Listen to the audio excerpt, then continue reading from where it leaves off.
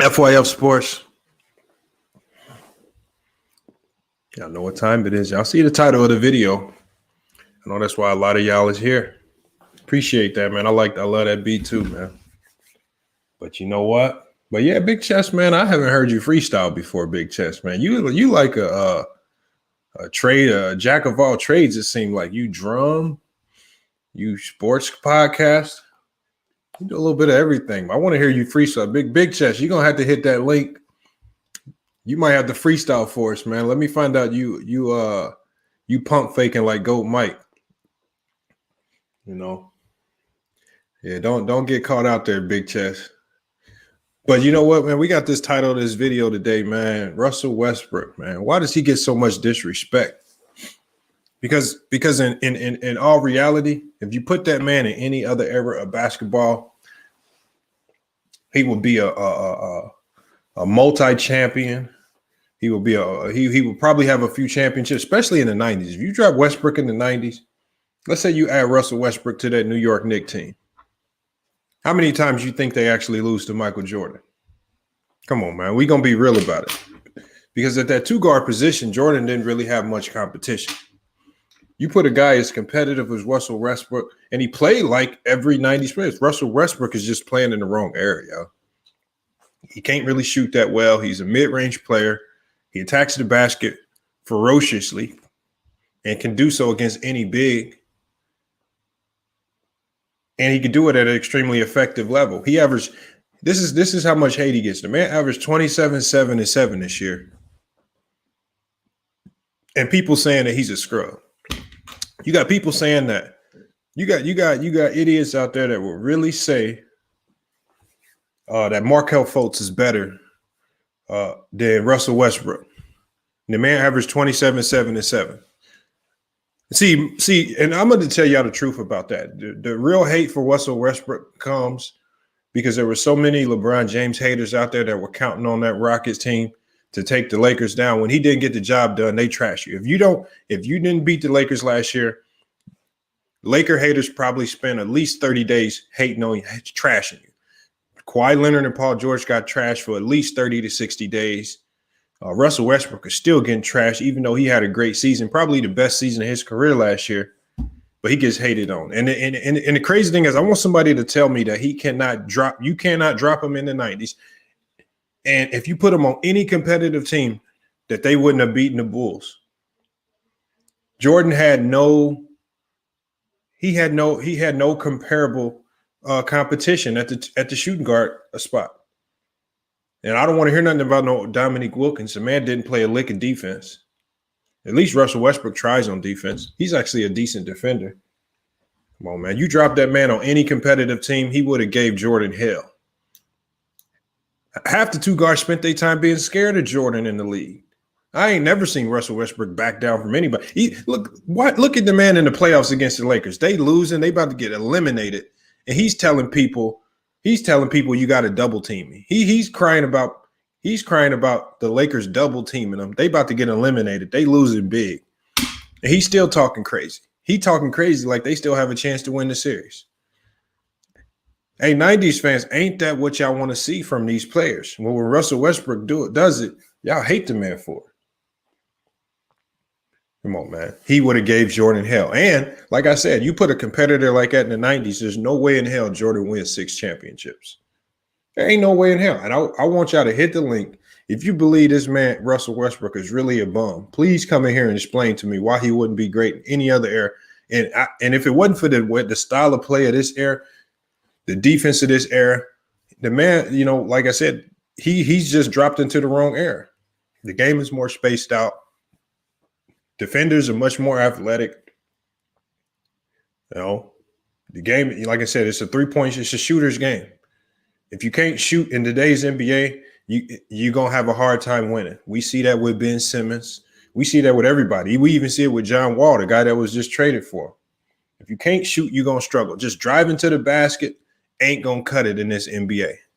The defense is actually better than what y'all think. Man, they hate Russ. No, man. They don't like Russ because the man lost to LeBron. That's why they hate him.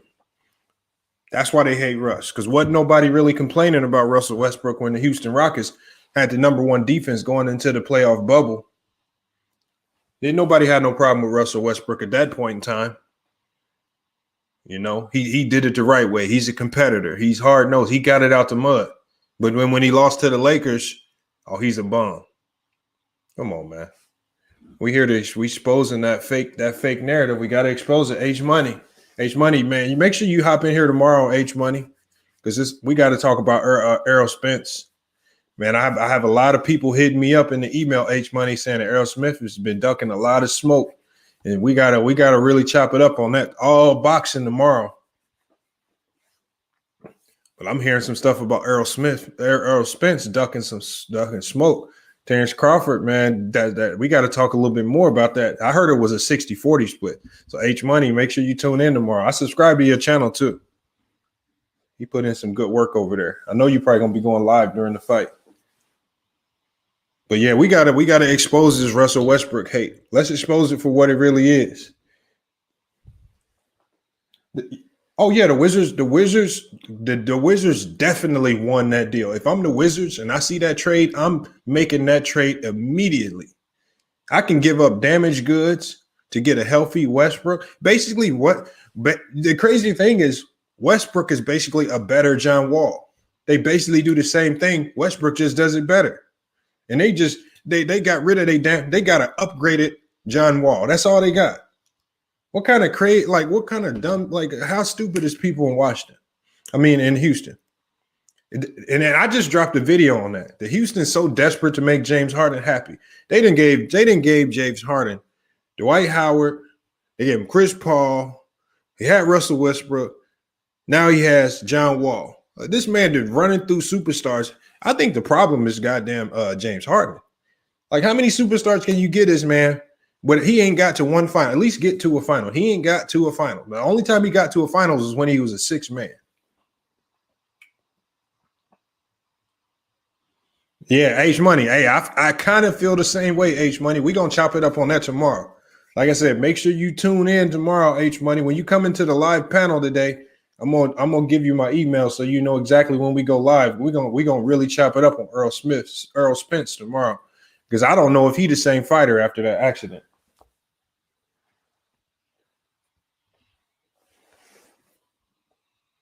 Yeah, I want to hear from everybody today. I want to hear from everybody if you're not a fan of Westbrook, if you are a fan of Westbrook, I want you to chop it. I want to really hear from you. I'm gonna drop the link right now. I need to know what's going on with not just the Westbrook hate, but why does everybody claim he's trash now? Stop it, Lamont. So who cares if he shoots in the low 40s? He's a high volume shooter that takes tough shots. I don't care. Who cares? He does. How many other things does he do great on the court? He does a lot of things great on the court.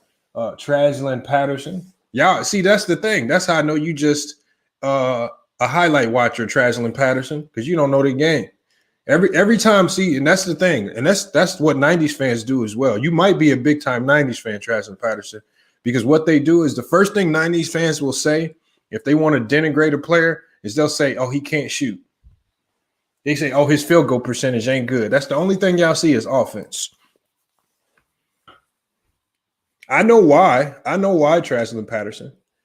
Y'all was the era. Y'all grew up in the era. Y'all started watching ESPN first. Y'all got the highlights first. Y'all were the first people to start watching highlights. So all y'all saw was offensive highlights. That's all you know. You can't talk about the defensive side of the game. You couldn't come in here in the live panel and explain to me the defensive schemes implemented into the NBA now that prevent bigs from going to the low post consistently like they were in the 90s. See, you can't come in here and explain that. It's a reason why you can't explain that. But I can guarantee you, I can bring a high schooler. I can bring a 5-star high school athlete in here, and he'll be able to explain it to me ASAP. That's the difference between y'all 90s fans who watch ESPN, who were the first ones to watch ESPN highlights and the players of the day. They're a little bit brighter. Come on, man. Traslin Patterson, hit that link. We're gonna really see if you know basketball. Okay, hit the link. Man, hey, think Ticket TV. We not gonna denigrate you personally. I'm not gonna call you out your name. This is just strictly basketball. You may come in here and teach me something. If I'm wrong, I'm wrong, but I don't think so. I think it's just Westbrook hate. Hold on, we're gonna get H Money in here. H Money, what's good? Yo, what's up, Lamont? How you feeling? And I'm good. Yo, man, Lamont, man, I like this trade for the Washington Wizards. They came up big with this trade right here. This is what you call a robbery. You know, what? You ain't lying. They got completely robbed.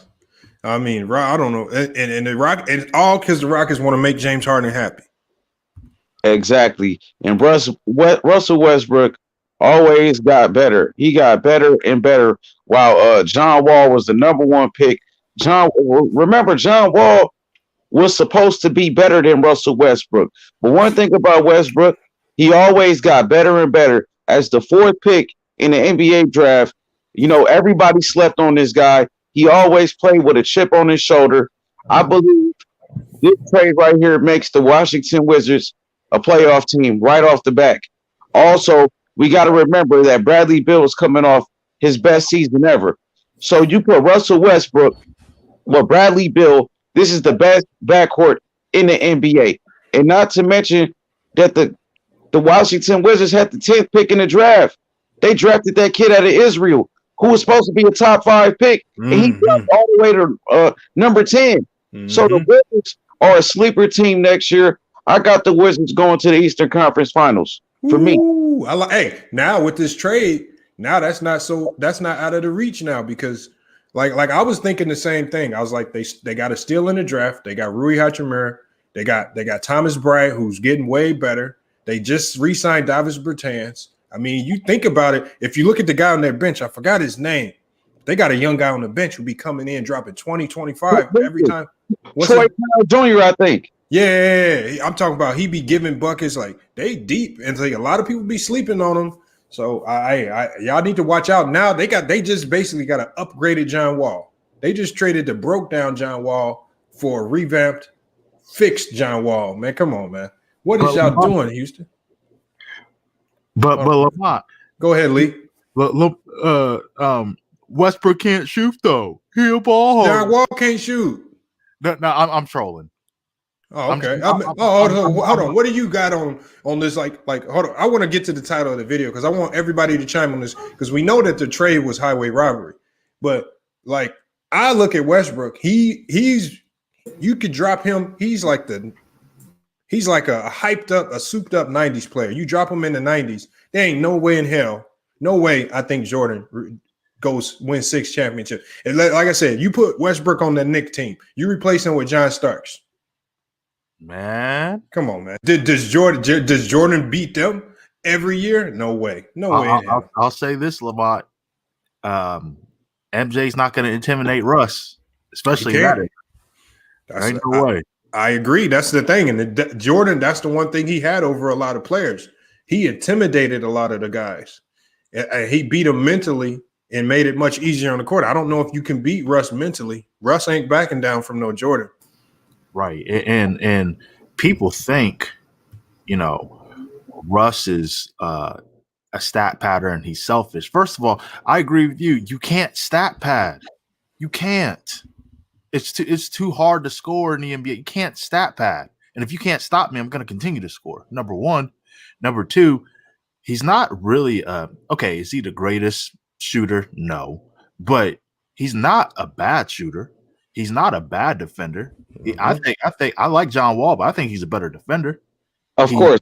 Westbrook is a much better defender. Remember, Russell Westbrook came into the NBA as a defender. He won the Pac-10 at the time. It was the Pac-10 Defensive Player of the Year. He was known for his defense. So one thing I just want to say, Westbrook is a streaky shooter. That's what he is, streaky. I give you that. I mean, hold on. We got Hamza SHDR TV. Man, what you got on this? Russell Westbrook is a bum, man. He can't, he can't shoot on the off. He can't shoot. He's egotistical. He hogs the ball. He's bad for teams, man. He needs to retire, man. MMA champ, stop trolling, bro. I know who you are. Bro, he's a trash. Hold on, we gonna ask him. He said Russell Westbrook is a bum. I know your audio is not all the way clear, but I think everybody can hear you. What? I want you to elaborate on why he's a bum. Let's hear it. No, he's a ball hogger. He can't shoot.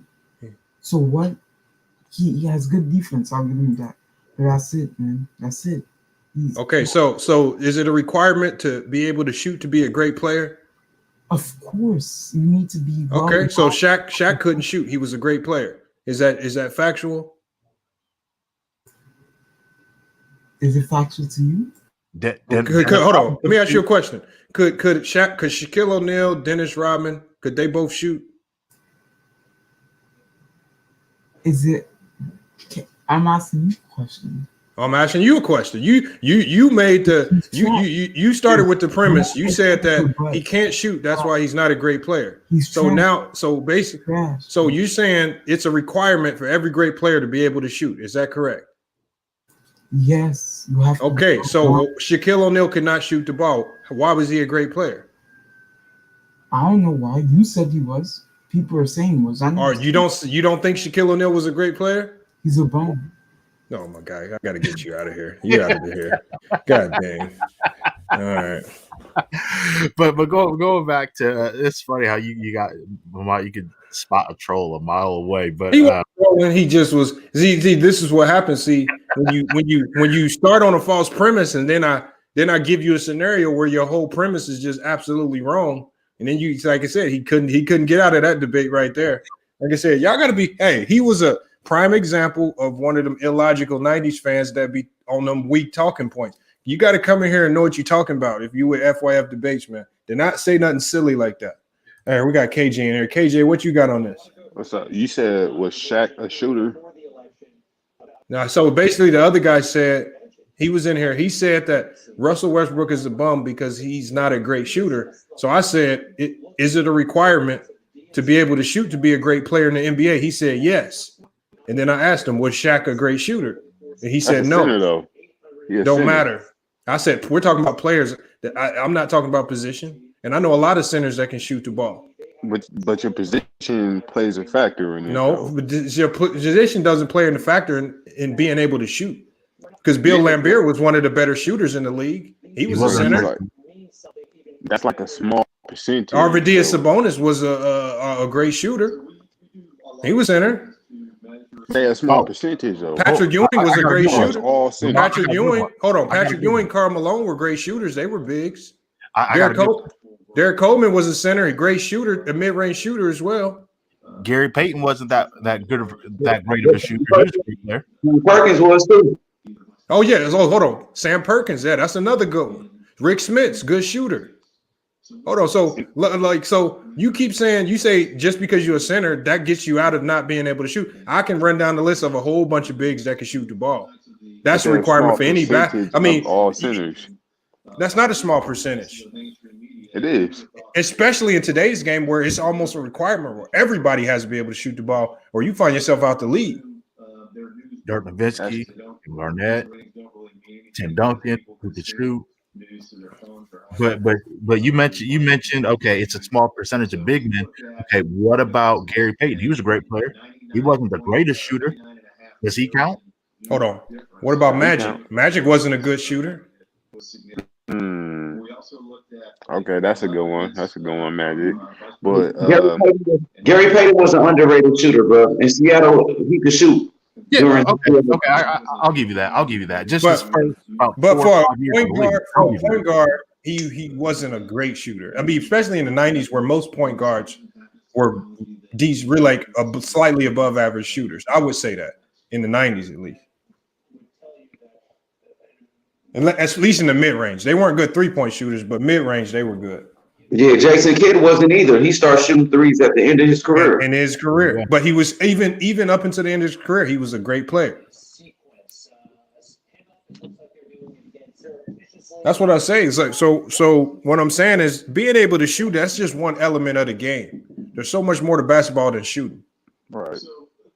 Let's hear we break down the whole element of the game. The NBA, you got to be able to rebound, play D. Rebounding and play D, you do that. Defense consists of more. You play more defense over the course of an NBA game than anything. And people don't give enough credit to defense. You're probably playing defense 70% of the game. It's a 25% of the game you're on offense. Yeah. So what's the? But nobody gives credit to great defenders. The greatest defenders of all time, Bill Russell, gets extremely disrespected. Oh yeah, definitely. And that's one of the hardest things to do in the game, but he gets no credit for it. But 90s fans and people come here and say, "Oh, he can't shoot." Come on, he shot the league average back then too. And in the 90s, Russell Westbrook, it wouldn't be a high requirement for him to be able to shoot. The way he attacked the rim, it wouldn't have mattered. They basically played one-on-one basketball with the illegal defense. Wasn't no double teams coming. Wasn't no zones. He going straight to the rim. And going to the foul line at least 12, 14 times a game. That's facts. It says people call Kobe Kubrick. I don't know. I don't know what you're talking about, Kobe. People call Kobe Kubrick. I don't know what that means. He shot it. Yeah, he missed a lot of shots, but he was still a good player. I don't care about missed shots. Something you got to understand is in the NBA, this is what happens in the NBA level. See, if you play college basketball at the D1 or semi-pro, this is what happens. The coach will give you a role. If you're the number one or number two guy on the team, this is what the coach is going to say. All right, you're the number one guy on the team. You need to shoot 15 to 20 shots a game. Mandatory. Make or miss. You got to shoot 15 to 20 shots a game. That's what's going to happen. And sometimes you might have it. Sometimes you got to do it through double teams, all types of stuff. Even if you have either way, you got to get it's your role. It's your job to get them shots up. That's how it works in the NBA. Even if you shoot terrible. Hold on. It's something. If it's your job, it's your job. Kobe's job was to be a gunner. His job was to be the shooter. Jordan's job on the Bulls, especially when he got help, was to be the gunner on that team. He was the shooter. He was the scorer. So his job again. Was a better shooter though. Yeah, Jordan was a better mid-range shooter, but I'm saying this is how roles get assigned in the NBA. Coaches don't go into the NBA like every player knows. Before every NBA game, every player knows if he's going to play that game. He knows if he's going to come off the bench. Most of them know, especially in the first half, when they're going to come in the game. They know how many shots they're probably going to get up. That's just how it is. Roles are already assigned. Roles are already designated. This is why the best players always take a high volume of the shots because that's their role on the team. Hold on, we got Ken in here. Let's hear what Ken got to say. I know he has something interesting to say on this. What you got? What's up, brother? How you doing? Look, man. Look, and this is not trolling here. Let me just break this down. We saw Russell Westbrook in the '90s. His name was Robert Pack. Okay. No, that wasn't Russell Westbrook. That was Robert Pack. Yeah, no, you know what I mean. No, they weren't close to the same player. No. No, hold on. See what you're trying to do. You're trying to act like I didn't know who Robert Pack was. I know. I'm glad you do. Now let me break it. Don't compare Russell Westbrook to Robert Pack. They're not close at all. Okay, can I finish now? No. Well, don't compare him to Robert Pack. You compare him. Well, let me. All right, go ahead. Thank you. Okay, listen. You guys keep trying to compare the era of the '90s, how the game was played, which is more inside out, right? They went into your big man first. Okay, then you play through the big man. So when you say you're going to put Russell Westbrook on the Knicks, there's going to be a clash here because Patrick Ewing was the one that they were running the offense through. So basically, Russell Westbrook he's not going to be the same player. Is my point. Okay, he's just not. You know, now you can say that eventually, thanks to the Bulls, small ball did eventually take effect. You know, but again, the era is totally different. We see what Russell Westbrook is. He's a great player. Let me rebut that real quick. Teams with the right personnel, play through their guards. I could give you an example. Obviously, Jordan is the easy example. They didn't have any great bigs. They never had a great big. They played through their guards with the triangle offense. Another team, I would say, is the Portland Trailblazers. They never really had. They had Kevin Duckworth, but they never really had any great dominant bigs. They played through Clyde Drexler.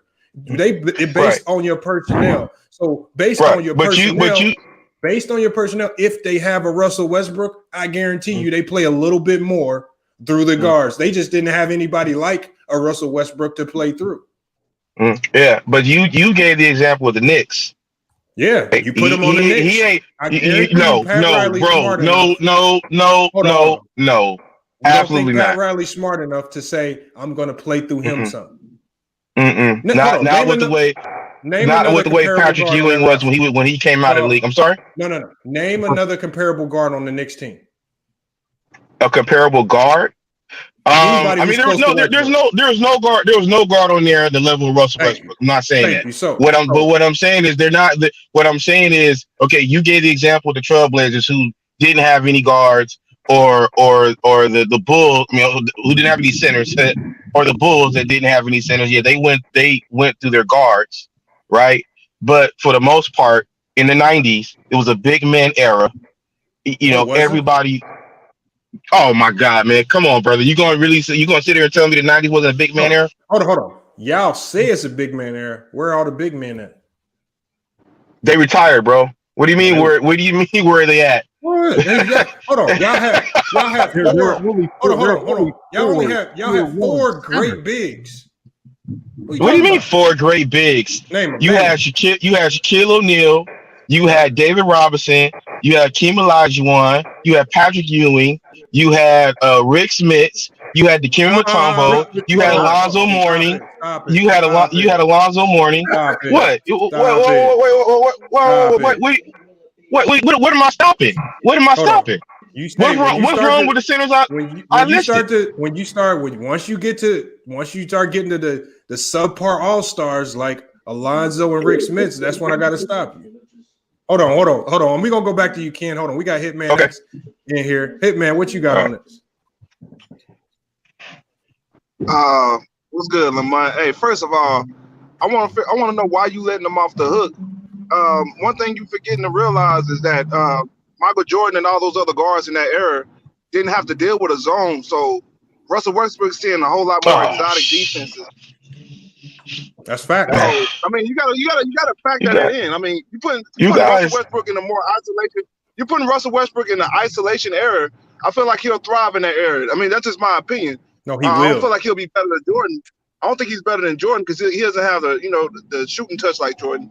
But no, I feel like he'll dominate in that era for sure. But it's not about Jordan. It's not about being better than Jordan. It's about putting Westbrook on a team that can actually compete with Jordan. See, Jordan didn't face yes. any guards the level of Russell Westbrook. And that's a fact. And I agree with that. He didn't face any two guards. That's the premise. If that's the premise you're coming off of, then I agree with you 100% on There that. was Like I said, there was no matchup. There was no time where we could say, I'm looking forward to this head-to-head matchup between Michael Jordan and his other shooting guard, other than Clyde Drexler for a short period of time before he started getting broke down. But other than Clyde Drexler, who was the other shooting guard where we could say, I'm looking forward to that matchup? They go at it. Nobody. At the shooting guard position. Nobody. Hold on. Was they saying, "Oh, that Gerald Wilkins, I'm looking forward"? That John Starks, I'm looking forward to that. Yeah, Gerald Wilkins. Hold on. That Derek Harper, I'm looking forward to. Joe Dumars, I'm looking forward to that. That Steve Smith matchup with Jordan tonight, I'm looking forward. Nobody was saying that. Come on, man. But you know, but Lamar, see, you were saying earlier that it's because you trying to like say Russell Westbrook getting hated because of the Lakers shit, bro. This Russell Westbrook hate's been going on for years, bro. It has, but it got tuned out. See, it got tuned out this year when he actually started playing. It never get tuned out. It just got it didn't get tuned out at all. It was more of James Harden. The picture I was going more towards James Harden because that's his team. Okay, I get that. Yeah, it was going more towards James Harden. But once Russell Westbrook stunk to join up in LA, against the Lakers, then you started seeing it come towards Russell Westbrook. Bro, I mean, I'm used to dealing with it at this point, man. I just ignore it. I don't really watch the videos. I still got love for him, but it's like when I see Russell Westbrook in the title, I know not to click on that shit because it's going to be a whole lot of hate and a whole lot of illogical points. Hold on. See, Fusion think I don't know what I'm talking about. When I say Gerald Wilkins, you know why I said Gerald Wilkins, Fusion? Because there was a short period of time in the 90s they called Gerald Wilkins the Jordan stopper. They call him the Jordan stopper. Yeah. Hold on. And hold on. I don't want to talk about Dominique Wilkins because that man didn't play a lick of defense. So obviously we know he wasn't going to do nothing with Jordan anyway. He would give Jordan buckets. He gave Jordan 57. But that's why I said Gerald Wilkins. Come on, stop it, Fusion. You come in the chat, man. If you really think you got the knowledge. If you look up Gerald Wilkins in Basketball Reference, it will say Jordan Stopper is his top nickname. Hold on. Dominique Wilkins had the nickname the Jordan Stopper, even though he didn't stop nothing. Yeah. Come on, man. That's his top nickname, bro. That's what I'm saying. Fusion be talking like we don't know what we talking about. I know what I'm saying. I know who Gerald Wilkins and Dominique Wilkins is. Hit the link so we can see if you know what you're talking about, Fusion. this is 90s haterism at its it's not 90s haterism. Pure. Hold on. I'm just talking about a player. I'm just talking about Westbrook he would thrive in the 90s because his game was built for that era. His game was more so built for that era than anything. Lamont. Yeah. Lamont. Yo, what's up? They got the mid-range game. I mean, that's what they cry about, right? The mid-range shots, and they want to see more mid-range game. I mean, Russell Westbrook, that's all he shoots is mid-range shots. Mid-range shots. So, I mean, what else do you ask him? He does exactly what y'all asked him to do. He attacks the basket, and he shoots mid-range shots. He led the NBA in points in the paint. Come on now, as a guard. As a guard. Hold on. Go ahead, Lee. Go ahead. Remember you had that episode where you were talking about how the 2000s were deeper than the 90s. Facts. Yep. And I don't know who it was, but somebody there's like a couple people I saw in the comments that when you were naming some of the players who dominated in the 2000s, a few people in the chat, I still remember this, were saying, well, a lot of those players that you're naming, Lamont, they came from the 90s. They wouldn't do anything back in the 90s. But wait a second. Jordan, a few other players, they came from the 80s. They didn't win. It's like the hypocrisy at its finest. So we're not here. I'm not saying Russell Westbrook is better than Jordan by any stretch of the imagination at all. But he would have been a great player in the 90s, especially with how schemes were not as advanced as they are today. He definitely would have been a great player. Now, I'm not saying he's taken over Patrick Ewing's role. But after the 95-96 season, when Patrick Ewing finally got some guard help with Allen Houston, Latrell Sprewell, them getting Larry Johnson, his role did diminish. It didn't diminish significantly, but it did diminish. But see, that's the point I was trying to make to Ken, because what I'm saying is we're not dealing with dumb coaches. Coaches coach based off what they have. And if they get better talent, they adapt what they're doing to better talent. Right. So what I'm saying is with the Knicks, if you drop Russell Westbrook on that team and you have a Pat Riley coaching, you think he's going to still run everything through Patrick Ewing? No. He's going to use his weapon. He's going to use that weapon in Russell Westbrook. That's what great coaches do. That'd be dumb. That'd have been like Portland pushing everything through Kevin Duckworth, even though they got Clyde Drexler. Come on, they don't do that. That'd have been like Seattle pushing everything through Sam Perkins, even though they got Sean Kemp and Gary Payton. Yeah, but you don't know. You don't know how Patrick Ewing would have responded to something like that. You know. Well, if they were winning, I know how he would have responded because I know he wanted to beat Jordan. That's one thing I know. Well, you don't know that, but if they were winning, that's a big if. You know, I guarantee you put Westbrook on that team and you can match him up against Jordan in a 7-game series. It'll look a little bit different in the 90s. I guarantee you that. Well, I mean, look, that's just Russell Westbrook. You got plenty of other guards who you can argue are better than Russell Westbrook. Somebody like Chris Paul or somebody like that. Put him in the 90s and make him have to go against somebody like Jordan. That's a tough task. So I mean, all these people saying the 90s is the toughest era to deal with, and all this and that, man. A lot of those players in the 90s you wouldn't say are better than these players in this era. No, that's my thing. Yeah. Well, so if you wouldn't say that, then you can't say that was the toughest era. Yeah, I want to address this because you guys keep talking about all this defenses and stuff like that. Look, I think what you guys continually miss is the fact that when they change a lot of these rules, it don't mean that the defenses are bad today or anything like that. It just means that the game is played different. So when you say, well, yeah, they can play zone now, right? Well, you don't have 3 seconds anymore. So centers can't. The things that made centers great on defense. But you know what a zone? Hold on. You know what a zone is? You know what a zone is? Hold on. You know how come? No. Wait.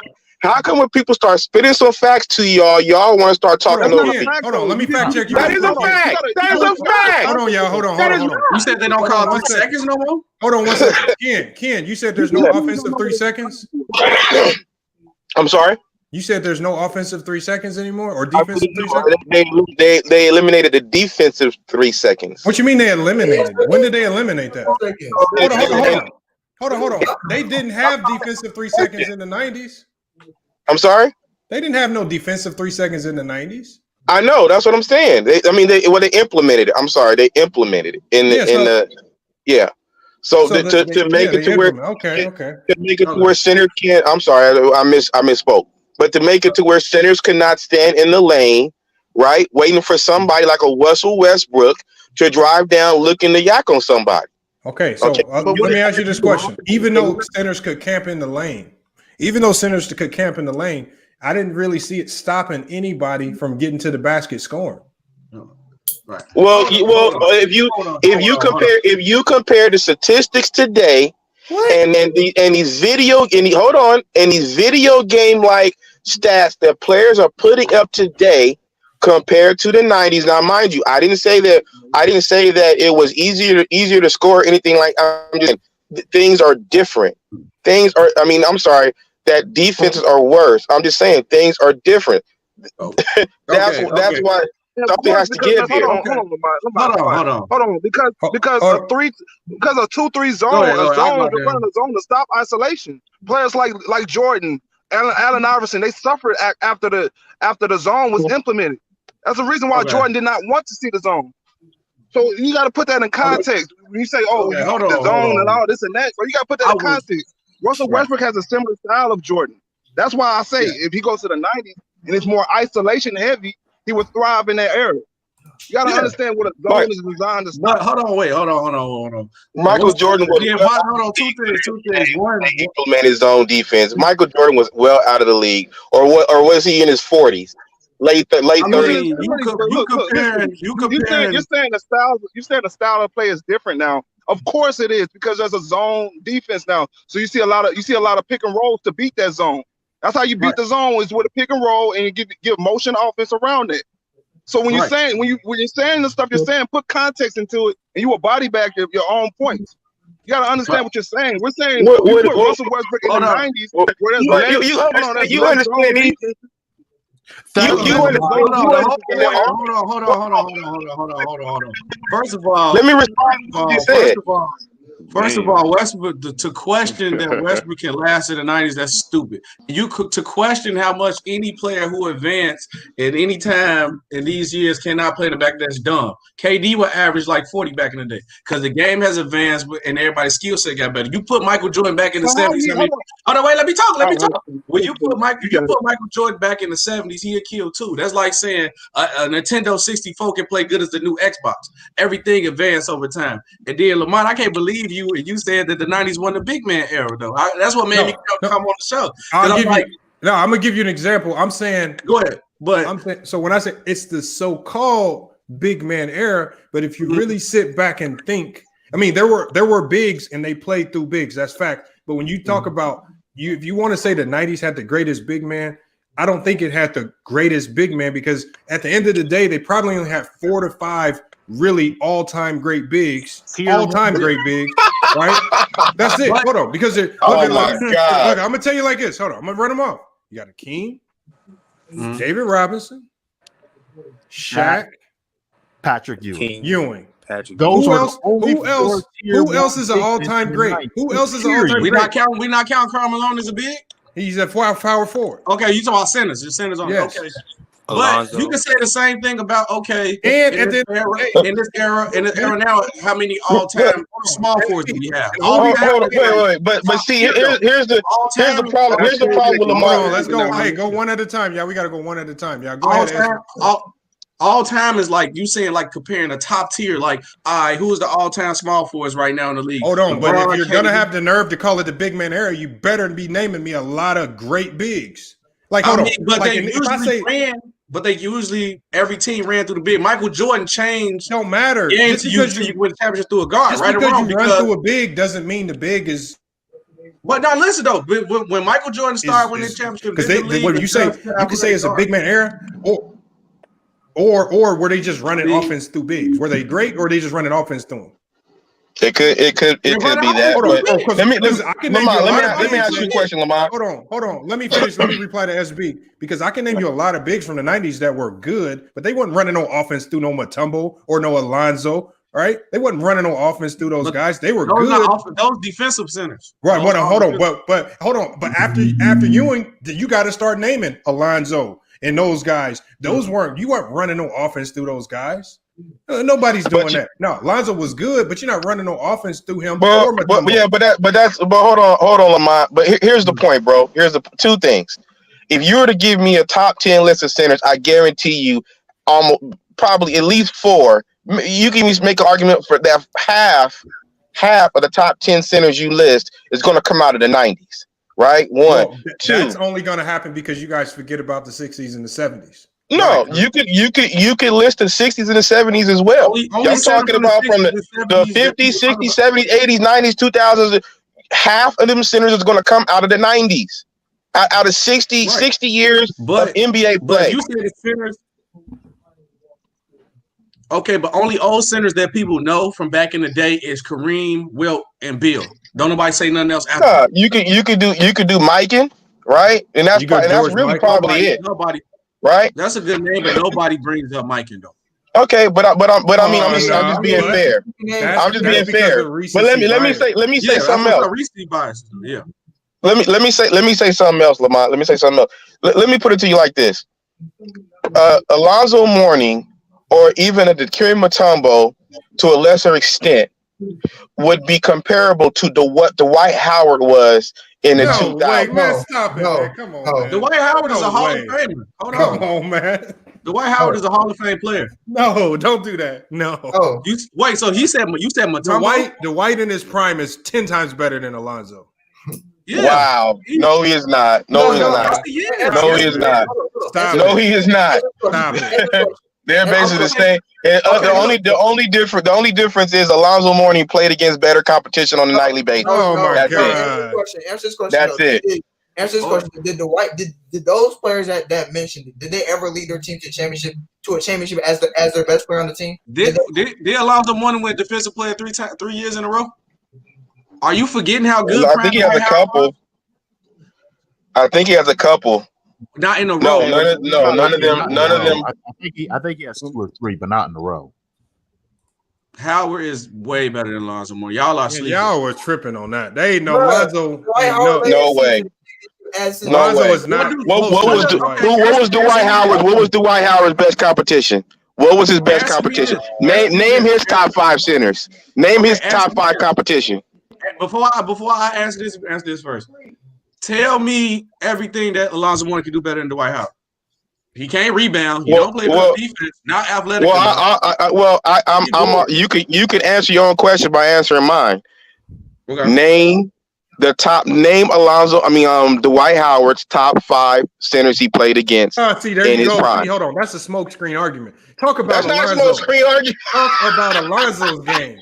Hold on. Right. See, hold on. Let me do this, Ken. Let me do this. If you dunking on tomato cans all day. But Ken, he asked you a very direct question. He said, "What does Alonzo do better than Dwight?" Answer that question. See, that's when you got to really think about that game. Well, if you remember, listen to what I said. I said that Alonzo Mourning, and to a lesser extent, the Dikembe Mutombo would be what Dwight Howard was in the 2000s. You guys said, God. "Oh no, Dwight Howard's way is 10 times better than Alonzo Mourning." Okay, then you guys back off of that. Now you tell me what Dwight Howard could do better than Alonzo Mourning. You never answered the question. He asked you, and you didn't answer.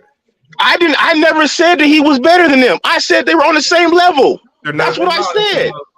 I said if you took them and put them, they would be on the same level as Dwight Howard. That's what I said. Maybe Mutombo a notch under, and they were considered on the lower end of the top 10 centers in the 90s. Howard was the best center in the 2000s. No, he wasn't. What about Shaq? Shaq was the best center in the 2000s. Shaq was Shaq was not the same center by 2005 on. People like Shaq, some of Shaq's best years came in the 90s. Why do people only act like Shaq only played from 2000 on? Shaq played 7 or 8 years in the 90s. Yeah, he was great. Shaq was a great player from 92 to 99, but that 3-year peak was easily better than his years in the 90s. Exactly. Thanks. Nah, but using that argument that you're saying that with the Dwight Howard's competition, that means you'll be discrediting Jordan by saying that, because Jordan didn't really have much shooting guard competition in the 90s. You'll be discrediting Jordan's greatness. Wait. How am I discrediting Jordan? Using that argument discrediting Jordan's greatness by using the Dwight competition in the 2000s argument. You'll be discrediting Jordan because Jordan didn't have much competition. I got a list up right now. They say the top 10 centers from the 2000s. Is Shaq, Dwight, Amari, Yao Ming, Ben Wallace, Marcus Camby, Vlade Divac, Uzirnis Agauskas. That's 8 and 9. Hold on. You still got Tim Duncan at center. And Tim Duncan. Most of them dudes was power forwards playing center. Them dudes was power forwards playing center. That's what they were. Ben Wallace was a power forward. No, not Yao. No, you're right. No, not Yao. But hold on, you didn't mention Kevin Garnett. You did not mention Kevin Garnett. Or KG. Kevin Garnett was a power forward. Kevin Garnett was a power forward. Miss with that. But when was he a center? What was Kendrick Perkins when Kevin Garnett was what about Michael Olowokandi? Man, come on, man. Come on. You guys are young, man. Come on. Try something else. I said, hold on. See, that's why I don't want to get. That's why I don't like getting into who you play with, because, like I said, that's the weakest argument you can go to. Talk about their skills. When you talk, you made the contention argument. You said Alonzo is comparable to Dwight Howard. And you said Mark. You said Mike Olowokandi. I can name Mark Eaton. He's just as bad. Hold on 1 second. But like I'm saying, to say that Alonzo was the same player as Dwight Howard, that's laughable. I think you're not being honest. And this is why 90s fans can't be trusted when they talk about basketball, because you'll say disingenuous stuff like that. Right. Just give Dwight his props. Give Dwight his props of being great. He's definitely greater than an Alonzo and a Rick Smits and a Dikembe. He does a lot more than they could do on the court. Let's not even put him on that level. Let's not even denigrate him like that. To Ken's defense, the one thing I can say about Alonzo, he was a lesser tier He was like a tier 2 center in the 90s. But I did see he didn't have like the greatest offensive game. It was better than Dwight Howard's though. He could shoot it a little bit. Now, I got to say that though. Now, the reason why the whole point I said the list up, right? Because I'm a Bulls fan. Michael Jordan is still the greatest player of all time. But for you to say that argument, the best shooting guards of the 90s was Mike, Clyde Drexler, Reggie Miller, Mitch Richmond, John Stockton, Jeff Hornacek, Latrell Speedwell, Joe Dumars. Besides Clyde Drexler, and you can rate iffy on that one, Reggie Miller, which one of these guys really elite? Exactly. Like That's what I was trying to say. Yeah, but they were elite. I mean, Reggie Miller is an elite shooting guard. Okay, I mean, we can make the argument the other way that Reggie Miller, if he played today, would be a hell of a lot better looking than he was when he played in the 90s. But Ken, it was the same argument. But Ken, if the point that he's making right there is to talk about the competition that he had to play against is irrelevant, because if you do that with Jordan, it diminishes what Jordan actually did. Exactly. No, because look, the guys you named, it's that the as same far as exact centers, thing. It's the same thing. Hold on. Can I respond? The guys you as top 10 centers, right, in the 2000s, a lot of them guys were not even centers. They were power forwards. Hold on. Time out. It was only one person on that list. Hold on, let me tell you. It was only one person on that list that was power forward, and it was Amari Stoudemire. So okay, name the list again. Run the list again. Okay, let me go back. Shaquille O'Neal, Dwight Howard, Amari Stoudemire, Yao Ming, Ben Wallace, Marcus Camby, Vali Divac, Big Z. All right. That's okay. Name Tim Duncan, who was also can we break these guys down one at a time, please? No, okay, you said Shaquille. You said Shaquille. No, you said Shaquille O'Neal. No, because you didn't want to break down anybody from the 90s. We're not about to break down these guys. You could break down whoever you want. I don't. I'm not scared. You can break down whoever you want. Hold on, SB. You know what? Look, hold on. SB, hold on, Ken. Hold on, Ken. Go ahead. We do real debates here. Again, when you start naming who did you play against, that's one of the weakest arguments you can have when you're so let's not even go down that road of talking about other players. We're talking about Russell Westbrook. We were talking about how would he fare in the 90s? If you dropped him on any team, would he be able to compete with Michael Jordan? And as you just saw from the quote that I put on the screen, right? Michael Jordan called Russell Westbrook. He said, I look at Russell Westbrook. He said that was me 30 years ago. A younger version. A young him is what he said. A young him. A young him. That's what he said. He said a young him when he was young. When he was young, you know what he was called when he was young? He was called a loser. He was called a chucker. Okay, I remember them days. I'm a Jordan fan. Okay, this is what I understand. How can you say Russell Westbrook cannot dominate in the 90s? And the reason why Michael Jordan dominated because his athleticism was better than everybody in skill set. So you think Russell Westbrook not gonna come in the 90s as being one of the best athletes, which he's one of the best athletes now, and he played like how Jordan did back in the day, was a dunker, mid-range shooter, and he played good in transition. How is that not working? How would that not work? Michael Jordan, when he was young, let's say like, you know, in the mid 80s, right? Michael Jordan was known as a chucker. But if we're talking, look, if you're going to ask me, do I think that Russell Westbrook played in any era, he's going to get his numbers? You're talking about success. That's not what we're talking about. You gonna answer we his said question? In the 90s. Hold on. Let Renegade. Hold on, Renegade. I didn't see you in here. My bad. Let me hear what Renegade has to say about this. I'm trying to see an answer to homie question he just asked just now. You know? What did he ask? What was that? Lamar, what's good, man? Ask him again, man. Who was that? Did I ask him? Yeah. I said, how can you not see Russell Westbrook playing in the 90s and he just literally game is compared to a young Mike, athleticism and skill set. That's why Michael Jordan was better than everybody. He had the mid-range. That is not 90s Michael Jordan. He said a young him. What? That is 80s Jordan. That's when he's like a rookie, second year. Time out. Jordan did develop a 3 in the 90s, correct or not? But still, majority he did not. No, he didn't. It was just time out. So Jordan could shoot a 3 in the 90s. No, yeah, he could. You know why? You know why? Because they shortened the 3-point line. That's why it's Thank you. That's a 3 is a 3. Look, No. See, now they want to start applying context. It's funny how we pick and choose when we want to apply context and when we don't. Hold on. Let me ask you. Hold on. We're gonna go one at a time. It is what it is. Go ahead. You saying it don't matter? You saying it don't matter that they pushed the 3-point line in and he had one of the highest 3-point percentages he had in his career? He was shooting a long 2-pointer. That's Come like on. that's like Come on, man, stop that, it. They pushed the 3-point line in because they couldn't shoot threes. That's perfectly fine. But in the NBA score went down. Okay, now look, point blank.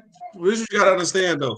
They probably did their business wise for money situation. They need offense go. That's why offense. But the NBA score overall went down for the season. The NBA score went down. Okay, now look, they already did that, so they need more score because they know some weak sauce, right? Offense sell tickets, point blank period. But you cannot blame a player for playing the game how they set the game up. All you can do is go out there and play. For you to say, that's a fact. That's a fact. Ain't that what you blaming Hustle Westbrook for, huh? Because he's not in the 1v1 league. No, but you cannot say that. You cannot down the player because they changed the way the game. All you got to do is go out there and play. Players gonna play. That's it. You know what? Here, I'm gonna tell you this right here. Okay, hold on, SB. Hold on, Renegade. I'm gonna let you go right after this. Anybody, if you go to like any D1 gym, they usually have all 3 levels of the 3-point line. Yeah. They have the high school, they have the college, and you see them all on the court, and then they have the NBA. Do you see how much farther the NBA 3-point line today is as opposed to the college 3-point line is? It's a big difference. So for y'all to act like it's not a big difference, I want to see you go out there and actually try to shoot them shots and tell me it's not a big difference. It's a humongous difference.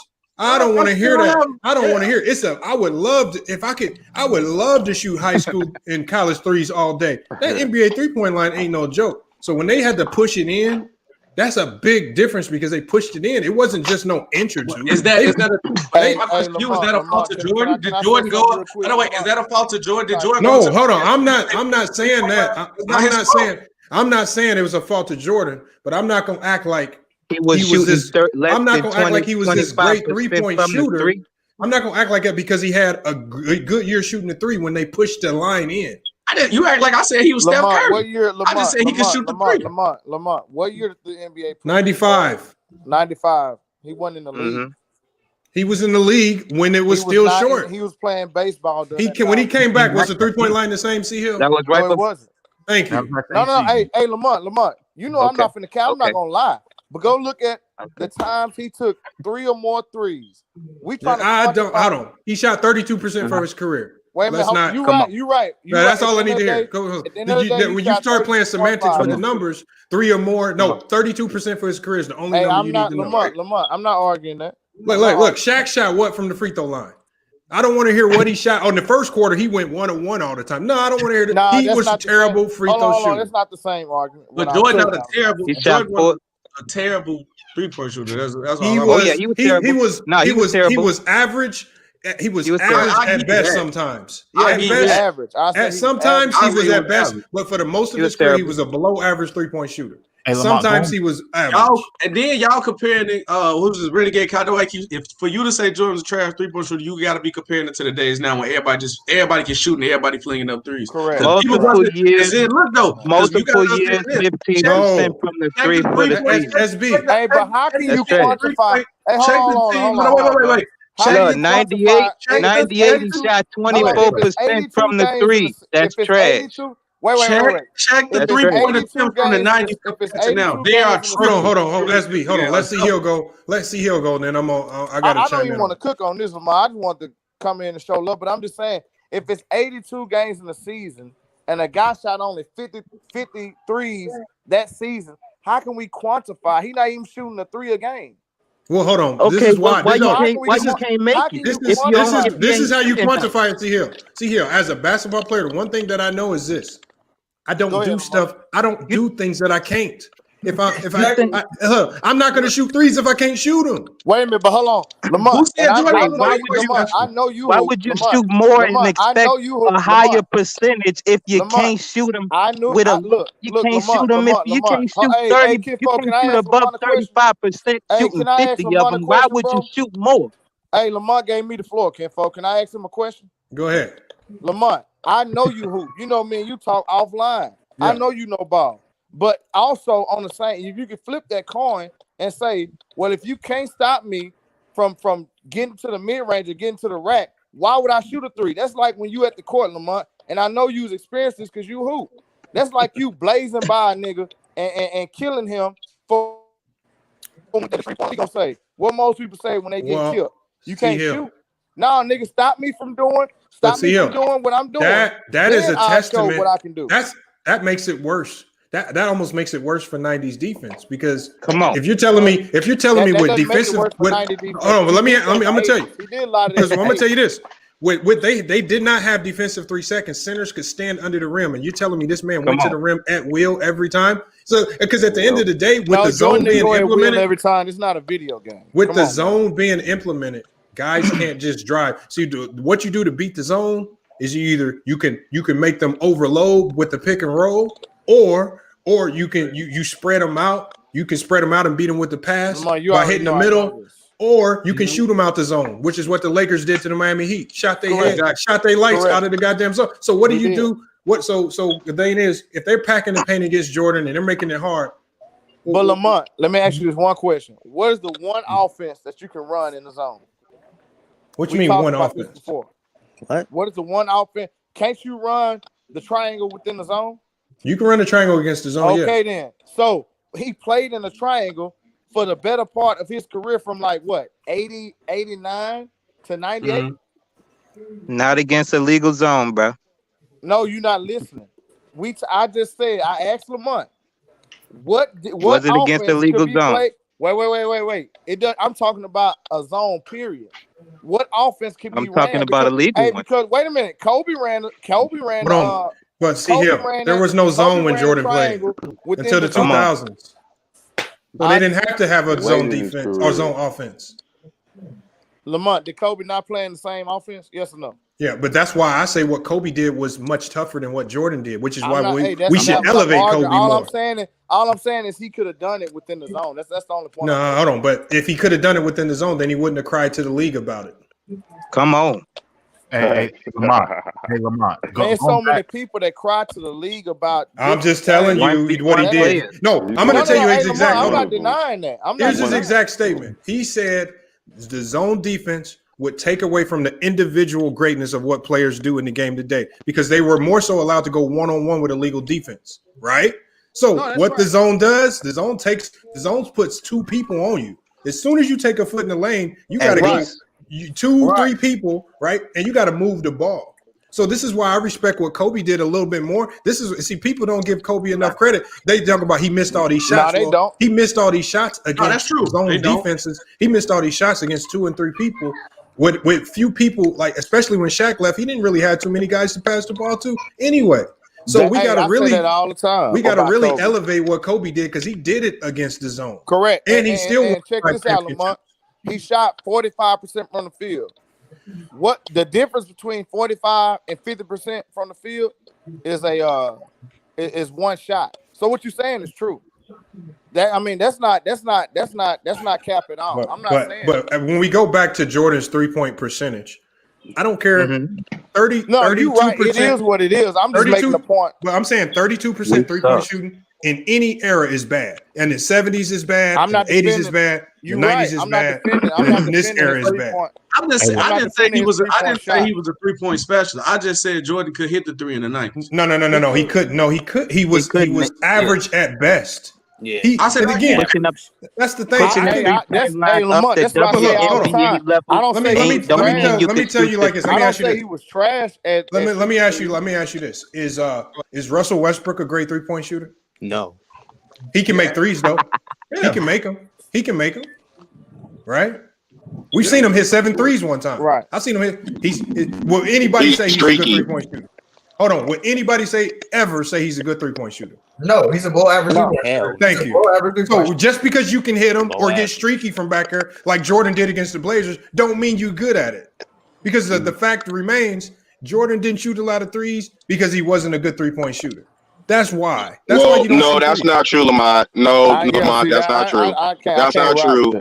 Hold on. Jordan said. Hold on, Seal. Jordan said why he didn't shoot threes. He said he did not like to take threes because it took pressure off of the defense. That's what he said. He said when you're attacking the basket, getting the post, you're putting it. What is a lie? That's what he said. What is it? Threes put more pressure. How you gonna call me a lie? That's what he said. That's what he said. Hold on. You got to show me that one, because any basketball player is not going to tell you. First of all, just basketball wise, that's not true. Being able to shoot the three puts more pressure on the defense, because now they have to extend themselves out. Now there's more. Well, again, if you wouldn't have cut me off, if you wouldn't have cut me off and let me finish, I don't think Jordan's okay. What he said was that it puts pressure because you put guys in foul trouble. Okay, all right. So if I find a quote, you gonna cash out me some money, right? When I find this quote, right? Let's put a bet on it. Let's put a bet on it. What about the quote? How much you want to bet on this, Lamont? How much you want to bet? What about the quote when MJ said? What about the quote when MJ said? Wait, ain't somebody said it earlier? He said if it could stop me, then it could stop me. But they couldn't stop him, so he ain't have to. That's what I'm saying. That's my point. That's my point. That's what MJ said. You can't stop me from doing something. Why would I just magically start shooting threes? You can't stop me from doing what I want to do. And that's smart. Why would you do it? That don't make sense. There's a reason why they couldn't stop him in the mid-range. There was a reason why Jordan was unstoppable in the mid-range. It's because of the illegal defense. He could go one-on-one anytime he wanted without much double. The only time he got double team is when he drove, right? And because bigs back then weren't supremely athletic, he torn over. I seen a lot of niggas shoot. Last time I checked, you got to make the shot. At the end of the day, hold on. At the end of the day, if you let any great scorer, I don't care what era you're talking about, if you give any great offensive player in any era one-on-one, they're going to scorch you all day. Yeah, but what Jordan, I saw what Jordan said. Jordan said he didn't want to take threes because it would limit his options, which is cap. But he said it. That's a lie. It would actually open up his options if you shoot the three. It would open up more options for him if you could make the three. I mean, this is why Kevin Durant is a better offensive player than Jordan. You know what I'm saying? All they all like is that we like low key. We get away from topic, but y'all trying to diminish Jordan. That's not like y'all trying to build. That's exactly what they doing. Jordan, though. Yeah, you can't. How do we diminish Jordan? We got him as the GOAT. Facts or not?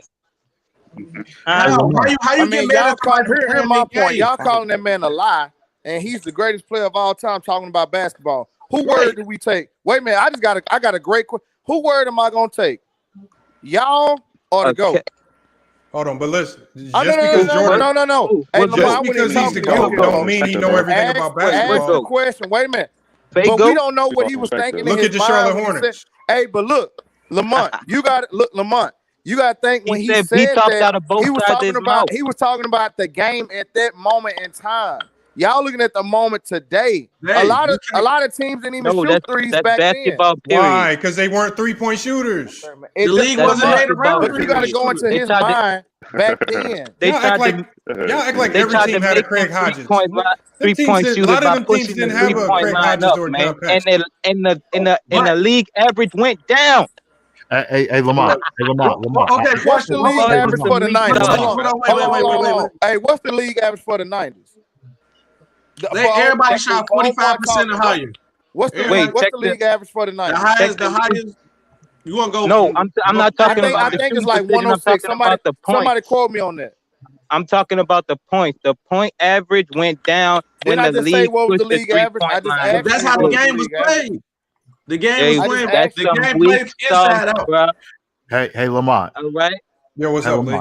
I think we kind of got off topic a little bit. We totally got off topic.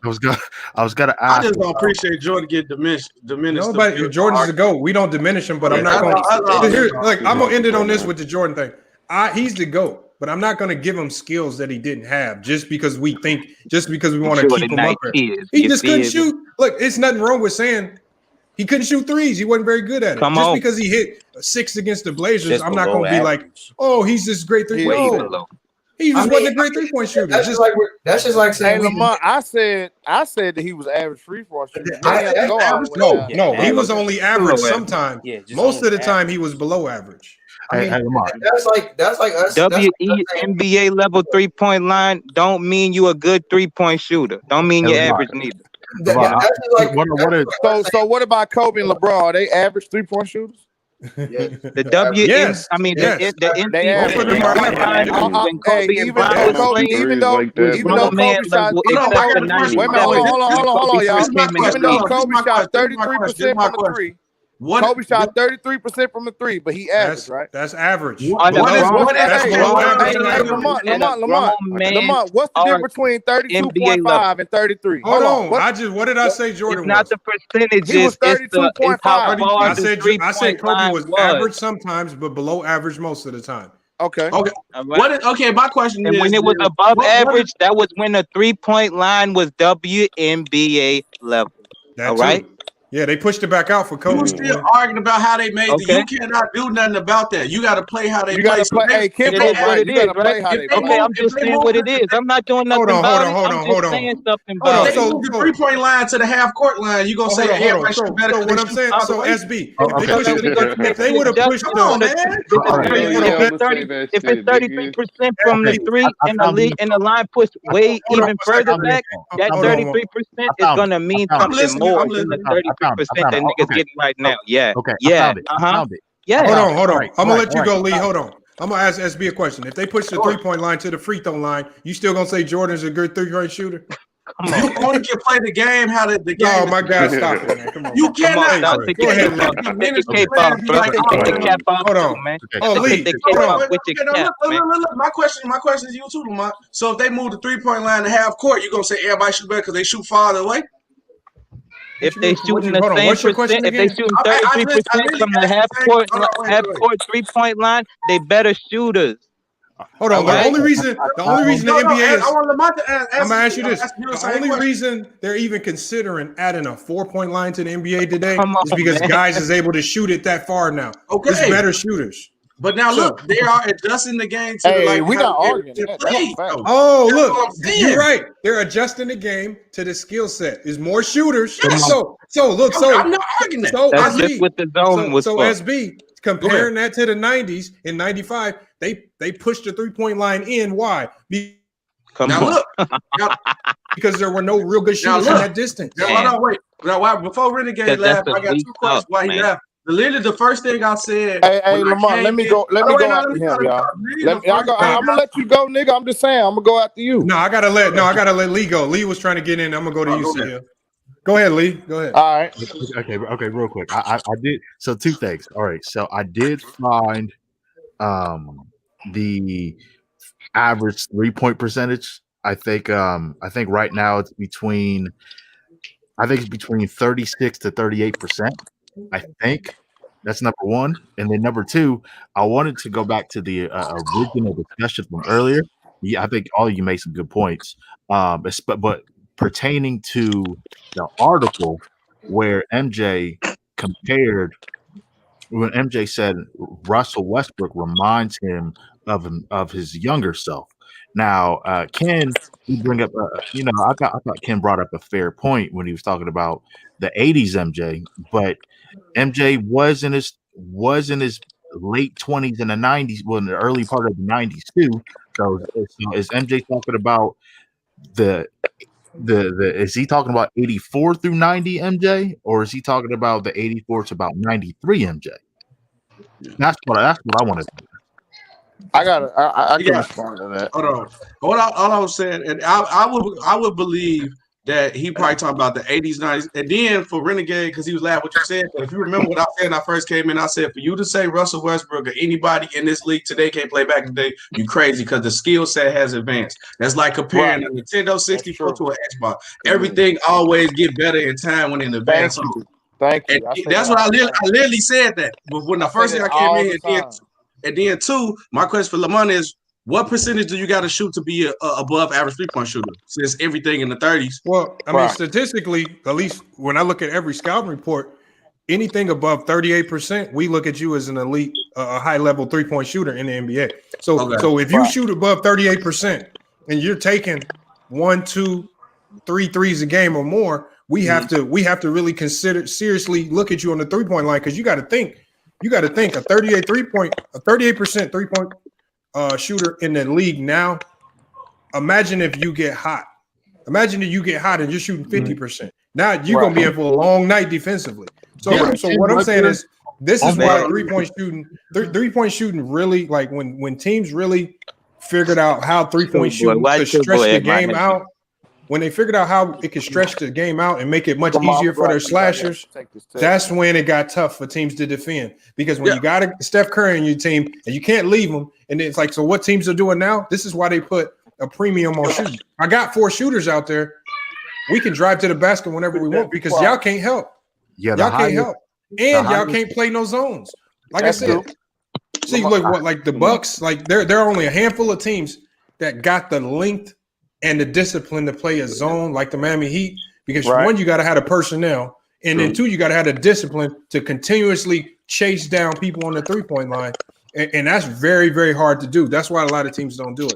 Hold on, we got somebody new in the chat. Let me go to this new guy real quick because I haven't seen him before. Sean Webb. Sean Webb, what's good? Hey, what's good, brothers?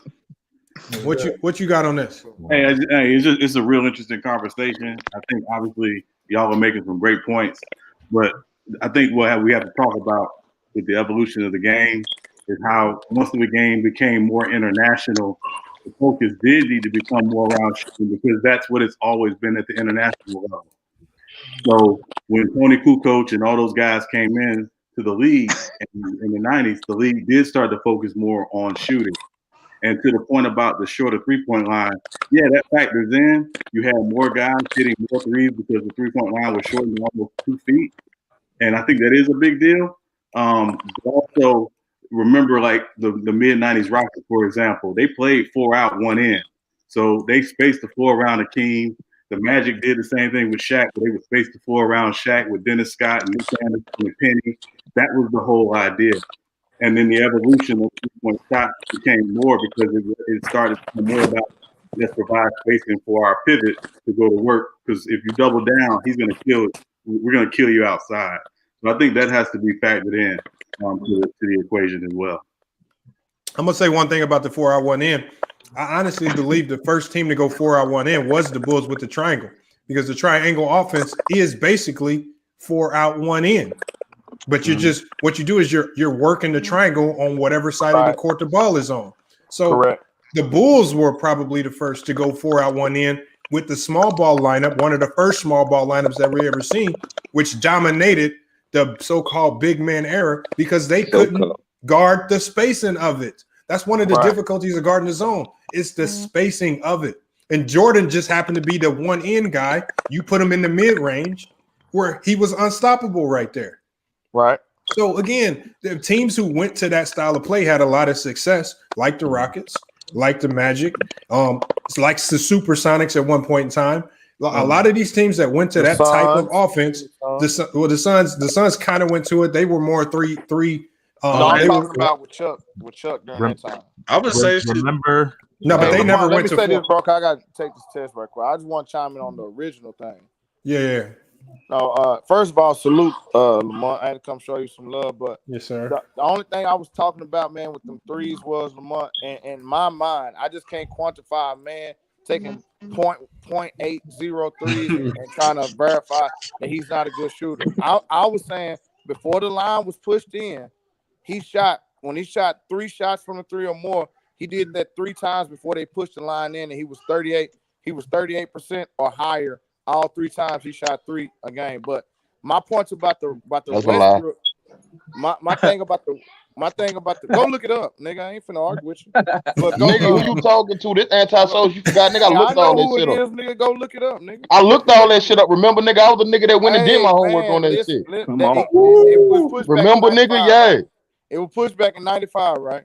We put back in 94. Hey, hold on, anti. In 94. Talking about Lamont. Lamont, back in talking 94. about that Westbrook. Wait a minute, anti. Before you talking about that Westbrook stuff, to me, I think he was giving Westbrook a nod. I mean, he is on the brand Jordan and stuff like that. But I think he was talking more about like his attitude, things like that. I don't think he's talking about his actual, even though he may have said talking about his game and stuff like that, because I mean, Mike come out the gate averaging 52% from the field. I mean, Westbrook never played like that. He's not an efficient player. The only problem I have with Westbrook is his decision making in crucial times. That wasn't Jordan's problem. So I don't correlate those 2 players together. Now their attitude towards the game, yes. Stuff like that. He's in that attitude. He's in that class for us. His attitude. He's not scared of nothing. He wants the moment. But Westbrook is not the player Jordan was at no point in his career. Nobody's saying that. Hold on. Let me say something to this guy in the chat. Shade DES Clarity. I don't even know why you responding to that. Hold on. I just want to say something. Hey, I want you. We've been really chopping it up about a lot of stuff basketball. Right. And ain't nobody brought up LeBron James. This is definitely not about LeBron James. Why is you bringing up LeBron James over here right now? We is talking about Russell Westbrook, Jordan, the 90s. What is you talking about? Come on, Shade Clarity. You got, like I said, you can hit the link and try to come in the chat, but we gonna run you up out of here if all you can talk about is LeBron James. Come on, man. You gotta get your game up, man, before you come in here with that. Why you even address that, Lamar? Because I want people like that to come in. They won't last in the chat. Hit the link, Shade DS Clarity. I'm gonna let you hit the link. I'm gonna see how long you last. He's not gonna hit it, but I just want to see how long he lasts. The link is in the chat for you. We give everybody a chance. I don't block the people and do none of that goofiness. I give him a chance to speak his mind. But if all you can talk about is LeBron, which this is not a LeBron conversation. Sure not. Like I said, you're in the wrong place. Oh yeah. Hold on. Hey, Lamar, I'm just not with this putting down errors and putting down like. No, I'm not putting down the error. No, I know you not, but I'm just saying. It's too late for that. It's too late for that. Nah.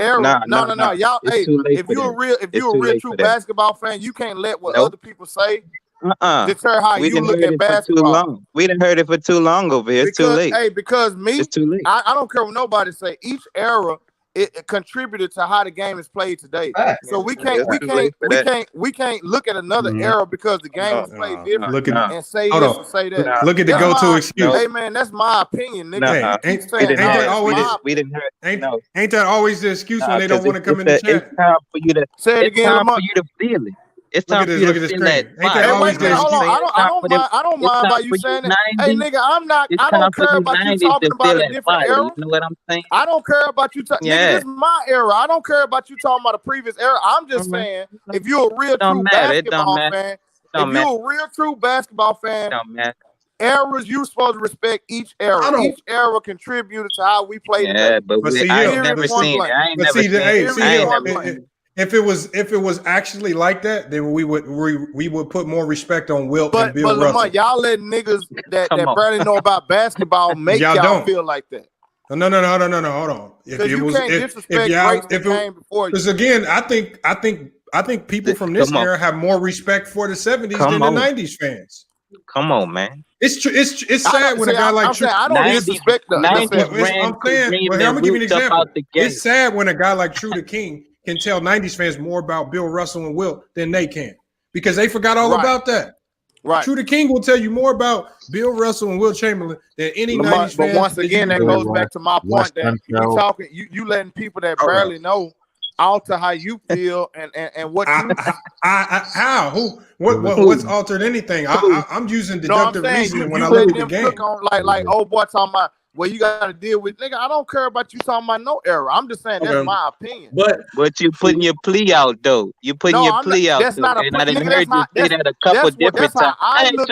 Hold on, one at a time. Hold on. Hey, Renegade, see here. We got to go one at a time. We got to go one at a time. This is all I'm saying. That's how I look at it. I'm not telling Renegade or whoever this nigga is that he should look at it how I look at it. I'm telling you. You know who it is over here, man. Take your cap off. I look at it. Renegade, he just got a beef with you, see here. Without Bill Russell, there'd be no Wilt. Without Wilt, there wouldn't be no Kareem. Without Kareem, there wouldn't be no Hakeem. Without Hakeem, there wouldn't be no Shaq. That's how I look at it. Because you got to draw inspiration from somewhere. You just didn't wake up and become great. We got somebody new in the chat. We got Fred. Go ahead. Fred, what you got on this? You got to unmute your mic, Fred. Yeah, but everybody has good points, but I just read the title. Yeah, Russell will not destroy all the 90s. I think he would. Nah. Hypothetical. Nah. Why? Hold on. Why do you think Jordan's different? Jordan's different. No. Why do you think different? Why do you think Russell Westbrook wouldn't destroy the 90s? Without mentioning Lamar, how long you gonna be off and take the set, okay, bro? Okay, look. Probably another hour and a half or so. All right, maybe. cool. I'm hollering. Oh, go ahead, Fred. Why do you think Russell Westbrook would not be good in the 90s? There's two different eras. I know. I just want you to explain, why do you think Russell Westbrook would not be as dominant, if not more dominant, in the 90s? He could be, but he won't be more dominant. Why? Why do you say that? Sometimes, he does have the skills. He does have the skills. The trees, back then it was more difficult. It was more tougher. Now it's just like, how? You got to give us more detail than that. Because how is it more tougher? Okay, body slamming people. Hold on, Lee. We're gonna let him, because this is Fred's first time. Fred, you got to elaborate a little bit more. You can't just say the 90s was tougher without elaborating on what you're talking about. You got to elaborate. Well, you know yourself, the details is there for you. Okay, so what made the 90s tougher? Man, they had tougher players. They had more rules, just strict and everything. What made it tougher? What's good, man? You gotta explain it, bro. You gotta explain You gotta go into detail, because we've already. If you're new to the channel, this is something we broke down multiple times and destroyed. So if you're gonna say the 90s was tougher, you really got to explain to us how it was tougher, other than allowing people to get clotheslined, which is really weak-minded, because you only do that type of stuff when you're getting your ass beat. Hurt. Pride hurt. Hey, can I ask a question just for sake of argument?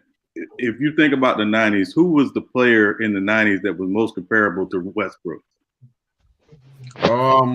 None. With athleticism and how he is, there was none. I say toughness. You could go Gary Payton, but I don't really see no. There was no point guard that was just athletic as Russell Westbrook. No player comparable to Russell Westbrook, other than who Jordan said. Jordan said that was me. Yeah, I'm gonna just throw a name there just for the sake of argument. Kevin Johnson. What about Kevin Johnson was not no Russell Westbrook. No. What about Latrell Sprewell? Just in terms I'm not talking New York Knicks Latrell Sprewell. I'm talking Golden State.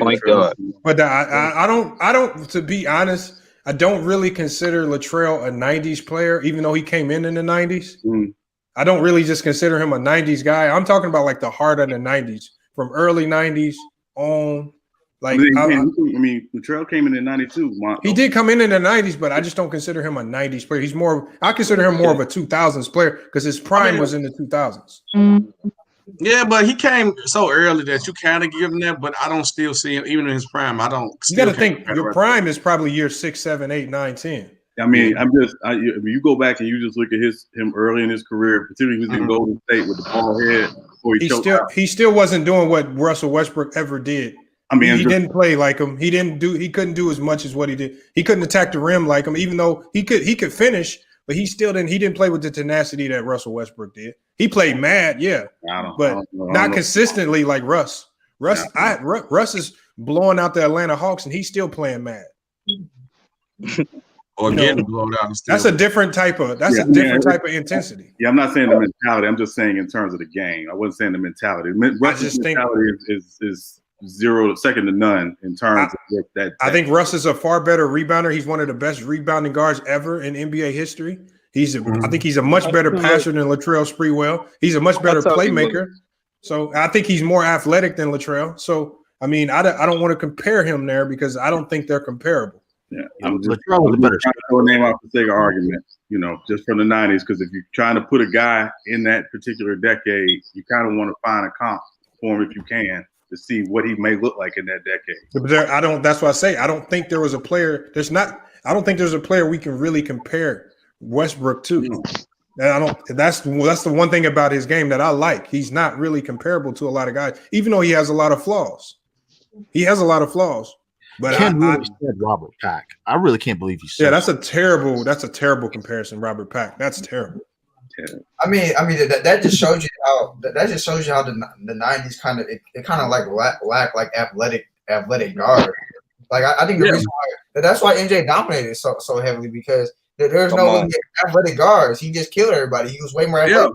But now that's another thing that's another thing I said when I came in the argument. I said because Westbrook gonna dominate the game like Mike with his athleticism and skill, and then also this why you gotta appreciate the years that came behind you, because with how Mike dominated, people realized, okay, we can win with a guard and get air. That's when all the athletic guards came right in behind the deck. The Vince Carters, the T-Max, Ray Allen went in the beginning of his career with athletic. That's where all the other guys came in because of Mike.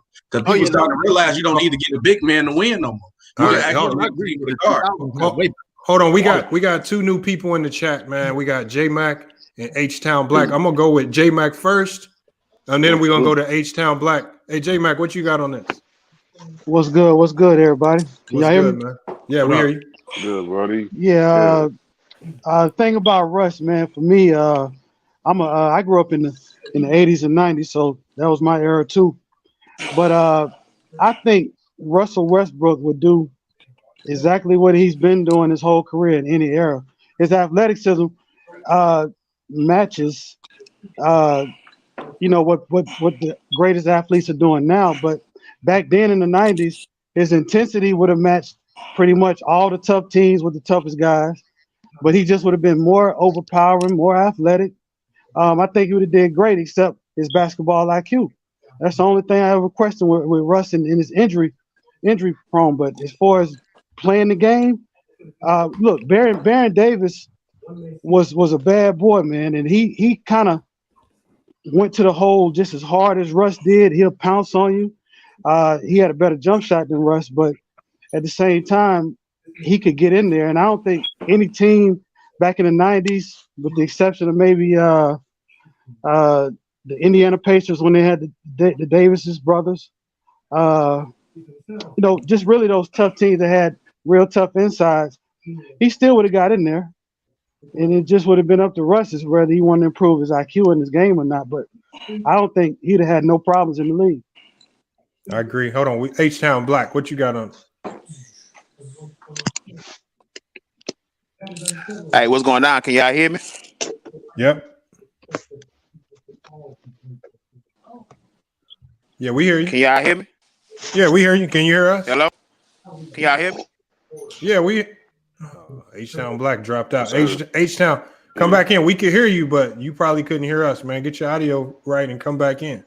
Yeah, dude with the Bulls and the Yankees, man. What's your name? SB Talk Sports. We just say SB. SB, what's going on, brother? I think you're definitely right, because I was just thinking about this now. The 2000s, they had better guard play than the 90s for sure. Facts. Come on. They have way better guard play. I mean, I can name. I think all of us can.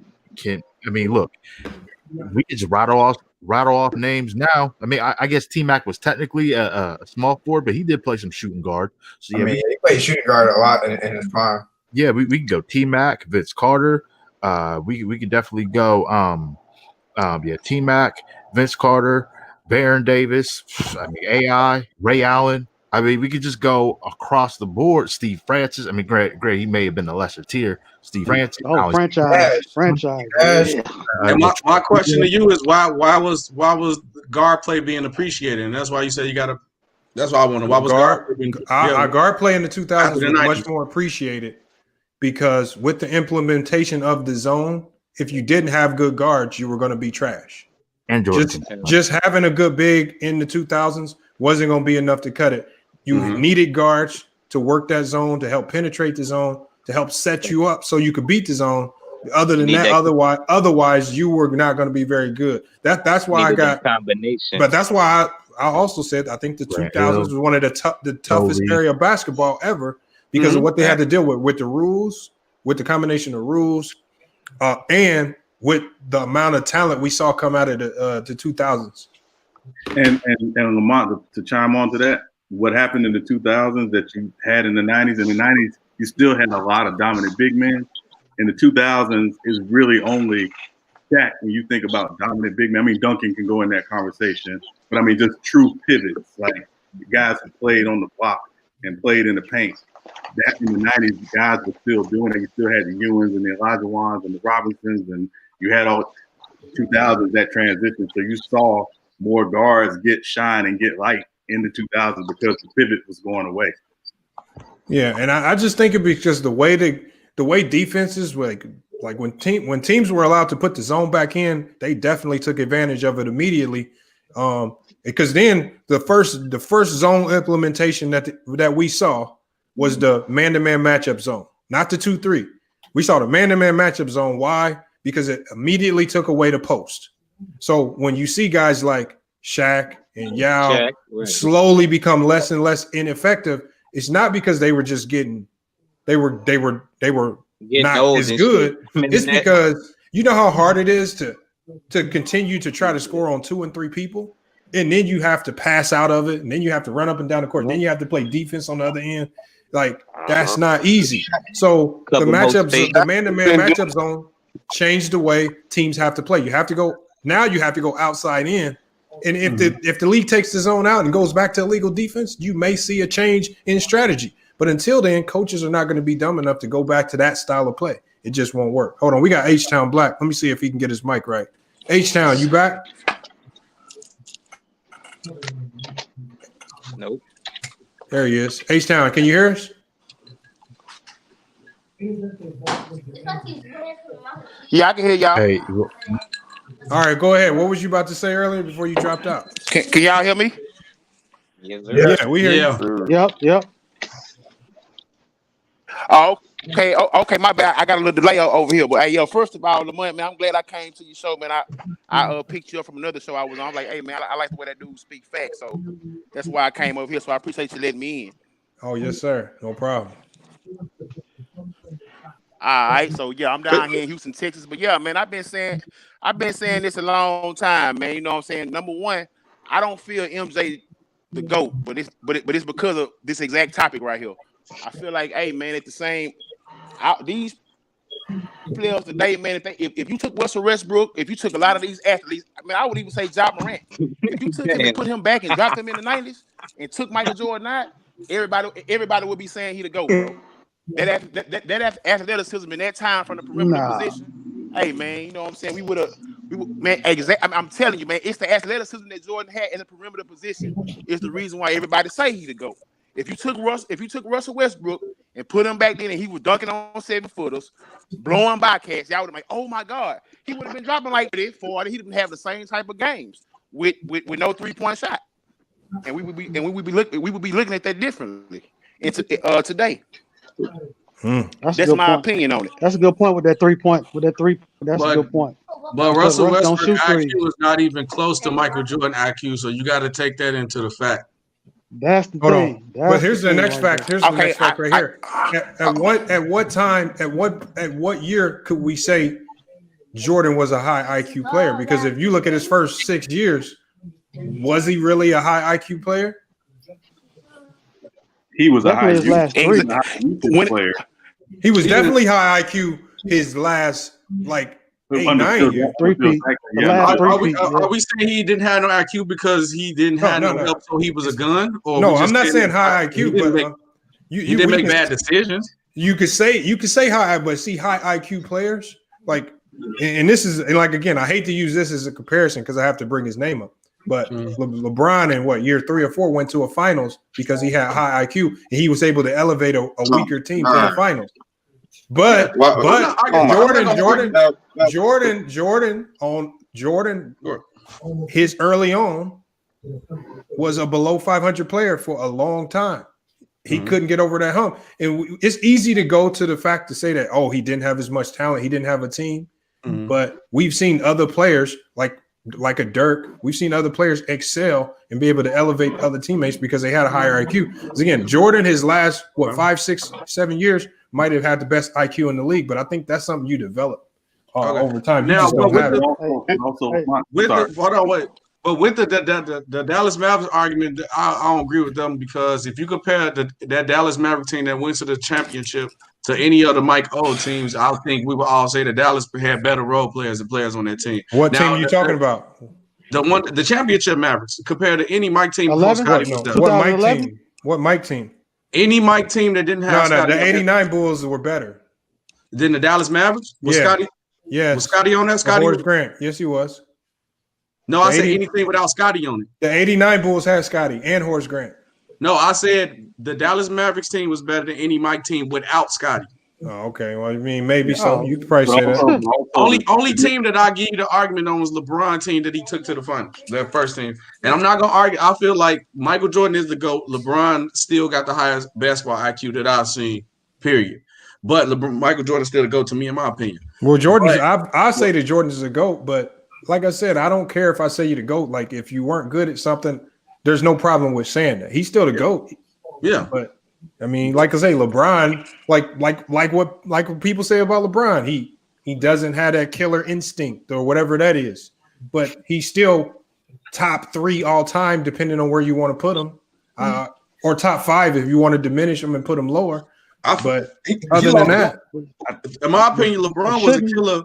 His first go round in Cleveland, he had that killer instinct. I don't know what happened. Maybe he got tired of losing. He lost it. When he left to Miami, that's when I felt he lost. Because if you go back and look how LeBron used to play, he had that killer instinct. You can't tell me nobody got no killer instinct. Yeah, I don't know why I came to LeBron talk, but you can't tell me no dude who scored 25 straight points to win against a team don't have no killer instinct. And I player that was the year Detroit was the defending champs. I think so. You can't tell me nobody had a killer instinct. A player didn't have no killer instinct. I think he lost it over time when he went to Miami. I don't know. This is the only reason people talk about stuff like killer instinct, or I think what you're doing is, and I said this in another stream, is I think you start to try to create categories that you know Jordan has the edge over LeBron in.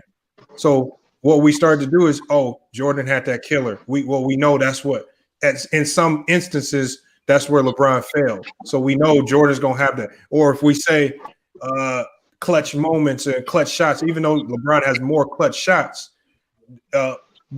ESPN will only show you all the ones Jordan made. We forget about every one that LeBron has made. I just think you can create your own categories and narratives to try to make your own arguments for the GOAT conversation. I think you just got to be fair about it. As fair about it as possible.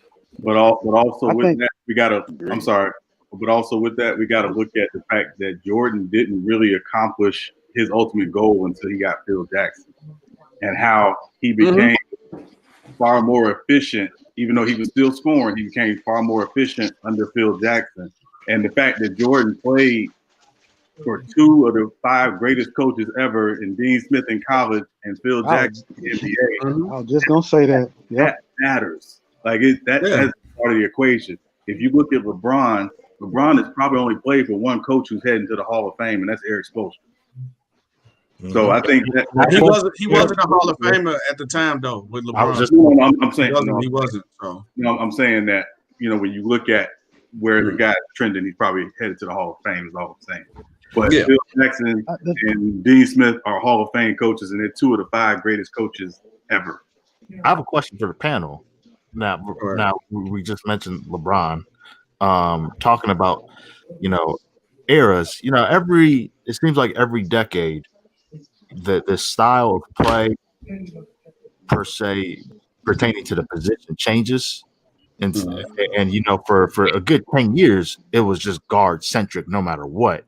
But I think with the evolution, of the 3-point shot, and now you're starting to see more guys who are 7 feet, 7'1", 7'2", have a handle, can shoot. You guys think the league is going back to a 6'7" to about a 7'2" league? Because I'm certainly seeing it.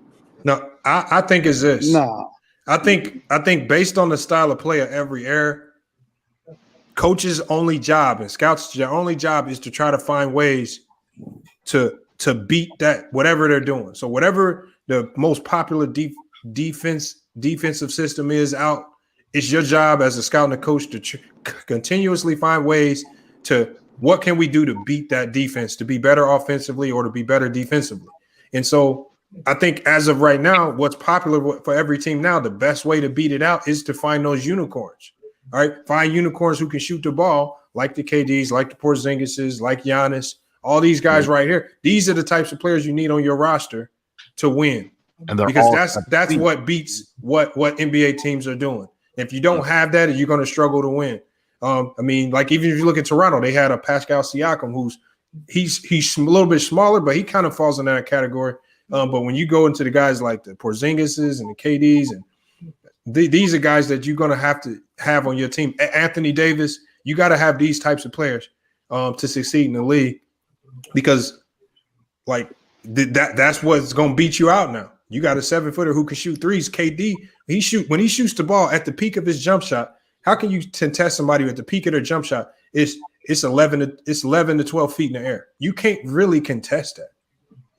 You know, so now we got to find a way. And teams are going to eventually find a way to match that. And once they find a way to match that, then you're going to see a new style come in that teams are going to have to adjust to. So it's just going to change over time. Hold on, we got somebody new in the chat. Hold on, did he hop out? I think he hopped out. Yeah, because there's two Lamont. Hold on, yeah, let's hear from Goat Mike. What you got, Goat Mike? Man, I just had to chime in on this stuff. I was listening. I was like, oh, this is a mess right here. Let me tell you something. Russell Westbrook, if he played in that era, let me tell you, he would get beat up for one. Number two, Russ would not come in that era talking trash. If Russ came in the era talking trash, they'll put him on his butt. How do you know? Blank period. They're gonna put him down. Hold on. Let me ask you. But you put Russ against any. You put Russ against any of them players. You put him on the ground, dude. Go Mike. Go Mike. Okay. What's up? You say that. Okay, but then he'll go to the free throw line and shoot free throws. They don't care. They will beat him up physically. Okay. They will go to his locker room. Mike, how many teams? Go to his locker room. Okay, so they would go to his locker room. So who? So how many? Okay, so you say that. How many players went to the other team's locker room in the 90s? None. It would be Malice in the Palace. Go Mike. Name 10 players that went to the other team's locker room in the 90s. Okay, how did that pertain to what I'm saying? Because you said they would go to the locker room. You said it like it was a common thing in the 90s. So you obviously must know people who actually did it. Lamont, here's what I'm saying. Back then, you were allowed to fight back then. In this era, you weren't. You were not allowed to fight in the 90s. They didn't spin it back then. They did. How many? Hold on, Lamont. How many suspensions do they have now compared to back then? Tell me. They have way more suspensions now than back then. Way more now than then. Okay, then that's my point. But you still got suspended for fighting, and you they lost don't care money. about. They didn't care back then. Yes, they did care. No, they did not. No, they did not. They did not care. They did care. Those were dogs back then. Charles Oakley, dog. Garrett Payton, dog. Sean Kemp, dog. But hold on, go Mike. Just Guys, because they were dog. Okay, let's say you are right, go Mike. Just because you're willing to fight, how does that pertain to basketball? They would beat up Russell Westbrook. Point blank. How do you if he drives to the rim? So are you saying are you saying the game is not physical now? Russ has no real jump shot. How's he gonna get to the rim in a zone defense? They didn't have the zone in the 90s. He would easily get to the rim. Is it hard to guard Russ? Is it hard to guard Russ? No, it ain't. Yes. I got to stand the paint. I'll leave him wide open. I'll leave Russ wide open and shoot jumpers. What did the Lakers do? He averages 27 points a game. Let me ask you this: What did the Lakers do to Russell Westbrook in the playoffs? Let them wide open. What happened? He couldn't hit it. He played bad. He played bad in that series, but for the entire year, he scored 27 points per game. I'm talking about in the playoffs. How many threes in the playoffs? And it helps when you have unicorns on the court like Anthony Davis, who even if they leave you wide open, you can kill that space very quickly with a 7-footer. Why he can make the open shot? Why Russ can make the open shot in the playoffs? Why he couldn't make it? Because he struggled. Because that's the weakness in his game. And when you have great defenders, this is why what I said having unicorns is extremely important in today's game, because defensively you can do so much more. You can give the perception that guys are open when they're not. Because Anthony, you know how much floor space?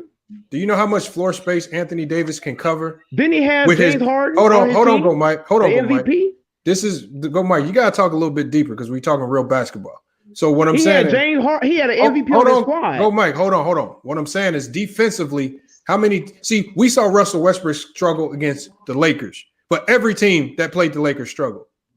They 4-1 everybody until the finals, and they 4-2 Miami. So let's not act like Russell Westbrook was the only player to struggle against the Lakers. Everybody struggled against the Lakers. Why? Because of Anthony Davis and the length that the Lakers have on the perimeter. With LeBron and AD, that's a lot of length, that's a lot of speed, a lot of open threes ain't really open. AD has no MVPs. You got 2 MVPs on the Houston Rockets. James Harden and Russell Westbrook are 2 MVPs on the same team. Yeah, Russ had James Harden. It's a Russ had combination James that Harden. is hard. If they were playing anybody else, it's a better matchup. They ran into the best defensive team in the league. If you leave Russell Westbrook open against any team, he's not hitting that shot. No, if you leave him open against any team, he scores 27. That's what he averages. What did the Jazz do to him? What did the Jazz do to him? What did the Jazz do I'm talking about one single. Westbrook? What was Left him wide open? Hey, go Mike. Every team that played him, leave him wide Mike. open. Go Mike. What did Russell Westbrook average last year? He averaged 30, not on jump shots, not on jumpers. So every team. So there's only a handful of teams in the league that can actually stop him. The Lakers just happen to be one of those teams. The Jazz stopped them. The Houston Rockets stopped them. He averaged 27 a game. Go Mike. Most of his points came in garbage time, though. Most of Russ's points came in garbage time. That's not true. That's a lie. Go Mike. Most of his points came in garbage time. That's a lie. Go Mike. No, it's not. Look at this year. Look at Go Mike. Russ averaged 30, but his points came in garbage time. Half of them points. I'll give you an assignment. Go Mike. I'll give you $200. Come back and show me a stat that said he's a real stat that shows he can score 200 points in garbage time. And I'll give you $200. So I want you to take your time right now. I want you to put yourself on timeout. That's crazy. And if you could come back, crazy. No, go Mike. And if you can come back with that stat, go Mike. $200. I want you to take about 10 to 15 minutes. I'll play against you. I'll play against you. Go Mike. I want to play against you. Go Mike. I want to play against you. Take 10 to 15 minutes to go find that. I want to play. Hey, come back. Hey, I want to play against you. Go I'll Mike. play for 200. I want to play against you. Go Mike. Hey, go Mike. 10 to 15 minutes. I'm gonna let you back in. I need you to go find that stat. All right. I want to. All right. So back to thank you. So back to all right. You know you lost the argument when you saying I'll play you 1-on-1. It's like let's go outside and play, man. Right. Man. So, yeah, Go Mike could play me on the court. I wouldn't play Go Mike. Yeah, back to what we were talking about in terms of the unicorns. I think that's an interesting point, Lamont, because I'm looking at two players, next year's draft. Now, I don't know the hype surrounding them. I just like to look at their game. Mm-hmm. Like I'm thinking about Evan Mobley, who I really like, and another unicorn because he's 7 feet. By the time he's 2-3 years in the league, he's probably going to be 7'1", 7'2". And then another player who I like as well, who decided to go to the G League, Isaiah Todd, who's about 6'10" right now. It's probably going to be 7 feet in a year or two. Yeah. So I'm looking at those two players, like, man, they really have a chance to be phenoms in the league. And I'm seeing more Bol or 7'2", 7'3". I'm looking at the draft for next year.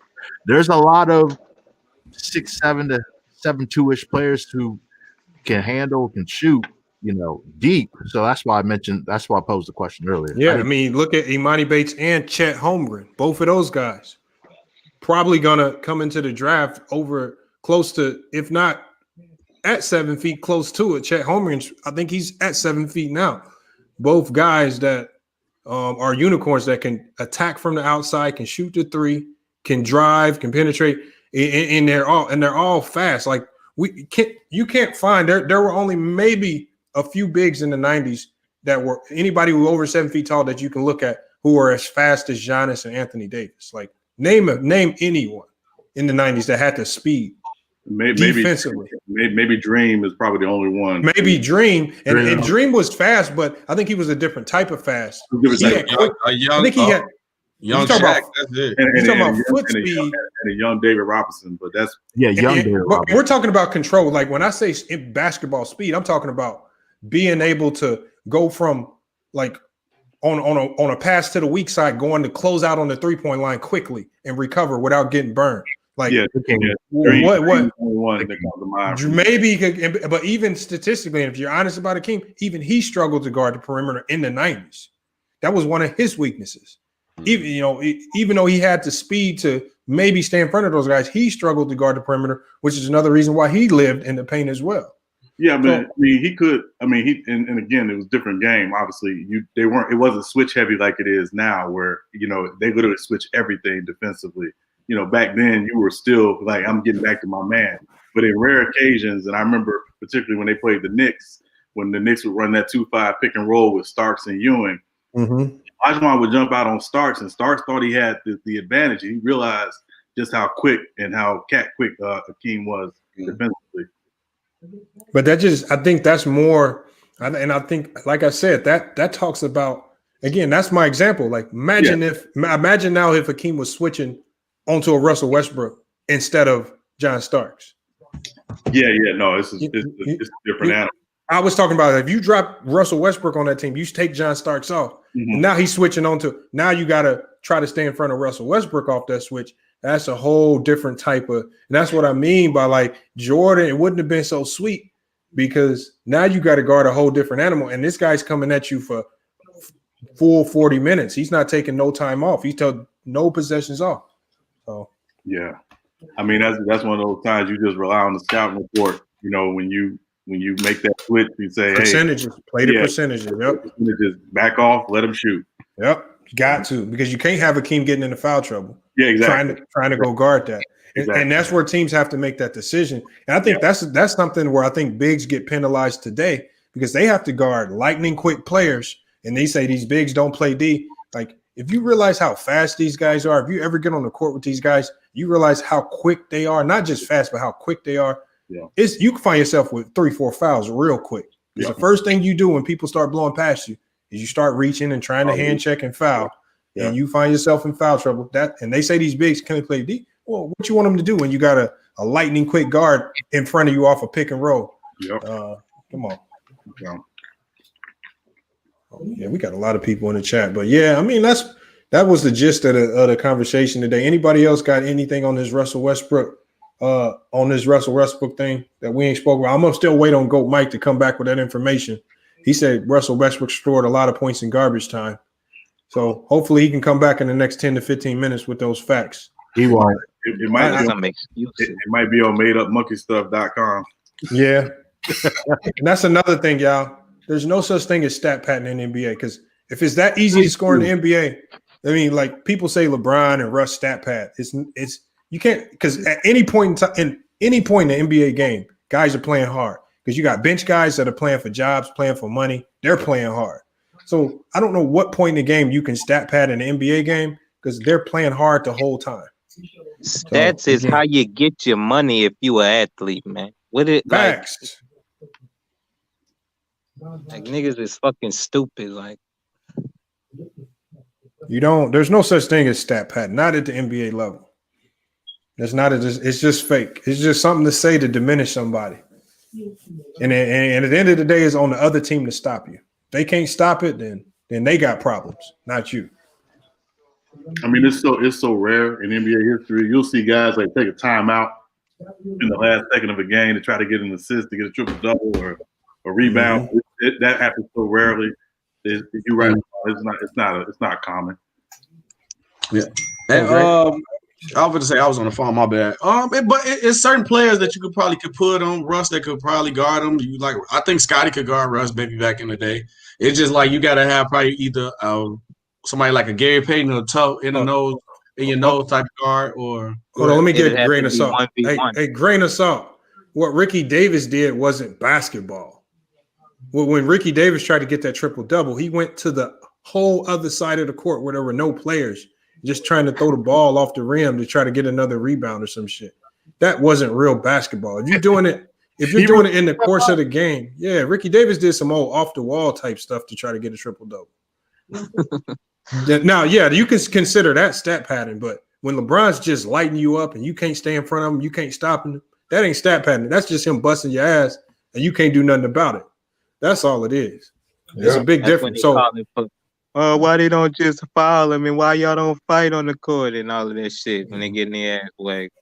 Well, because then it'll be double worse because then your paycheck's gonna start getting hit with texts and all that stuff. So I'm not about to get my ass bust and lose money. I'm not about to do both. I'm just gonna take the loss.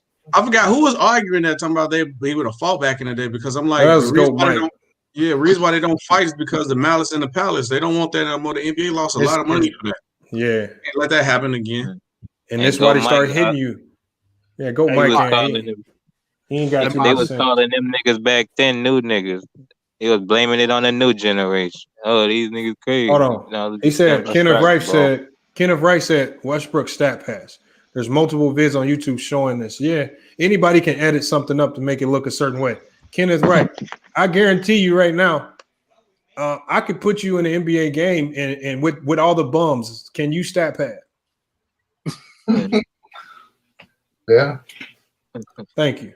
So rebounding in the NBA is hard. Getting assists in the NBA is hard. Scoring in the NBA on that level is hard. I don't hear nothing about no stat pad. Hey, Ma, I meant to ask you this this past week. I know it's kind of off topic. We were talking about the Knicks. Hold on, Lee. I got a good one for Fusion. See, Fusion think we don't know basketball. He said if there's no such thing as stat padding, why did Westbrook average triple doubles and still was a first round exit? I don't know. Why don't we ask Oscar Robertson, who did the same exact thing and didn't get out of the first round? He was he started it. So again, no such thing as stat padding. So if you're gonna talk about Westbrook, I want to see you try to talk about Oscar Robertson because he couldn't get out the first round of the playoff either, and he averaged triple doubles as well. Stop it. Usually, when you have to do that much, usually it's because you don't really have much on your team and you're not on a very good team. So again, Dennis Jordan on this team either anyway. Let's stop it, man. This is how Fusion don't know nothing about basketball. See, and Lamont, if people want to be real, Oscar Robertson averaged a triple double his first 5 years in the league. If you take his numbers, he averaged a triple double his first 5 years in the league. For the 60s, he averaged 29, 10, and 9. So he didn't have much when he was in Cincinnati, so he had to put up those numbers and stats. But when he finally won one, he didn't average that triple double. He finally won one with Kareem in Milwaukee. Thank you. He didn't average a triple double. So that doesn't mean he wasn't great that year. Just means he didn't have to do as much. He had more help. That's all. Facts. Hey, Mom, when we were talking about the Knicks this past week, you and I forget somebody else mentioned that the Knicks the NBA rigged that draft for Patrick Ewing. Is that true? Well, a lot of people, that's a conspiracy theory. That's just me saying that's a conspiracy theory where they say the NBA rigged the draft so the Knicks could get Ewing. That's just like a conspiracy theory that goes around. And then they got him and then wasted him. And so they didn't really do much with him. They say that's a conspiracy theory that the Bulls got D Rose, but you know how they go. Money over NBA still a business. Yeah, I remember that. That's why part of me with LeBron. As much as I love him, I wish he never would have got drafted by Cleveland. Wow, that's a business move. Cleveland been trashed for how long? We need to make more money there. LeBron there, he a hometown kid. It's a good story. Every time LeBron there, everybody eat. That's why the owner was so mad when he left because they lost so much money when LeBron left. He was the money. They need more money there. Like I told you, it's still a business at the end of the day. Oh, I agree with you. I agree with you, SD. It's just from I'm not even. Of course, from a business standpoint, of course, that's the right thing to do. I'm just talking about just purely on the court from a production standpoint, because he would have had. People make fun of him for being 4 and 6. I brushed this to Lamont a month ago. What if LeBron got drafted by the Spurs? Yeah, just like I said, he probably been happy to get a good coach. He finally actually had a legendary coach. Well, no, if he would have got drafted by the Spurs, then man, that GOAT conversation be looking real rough for Michael Jordan right now.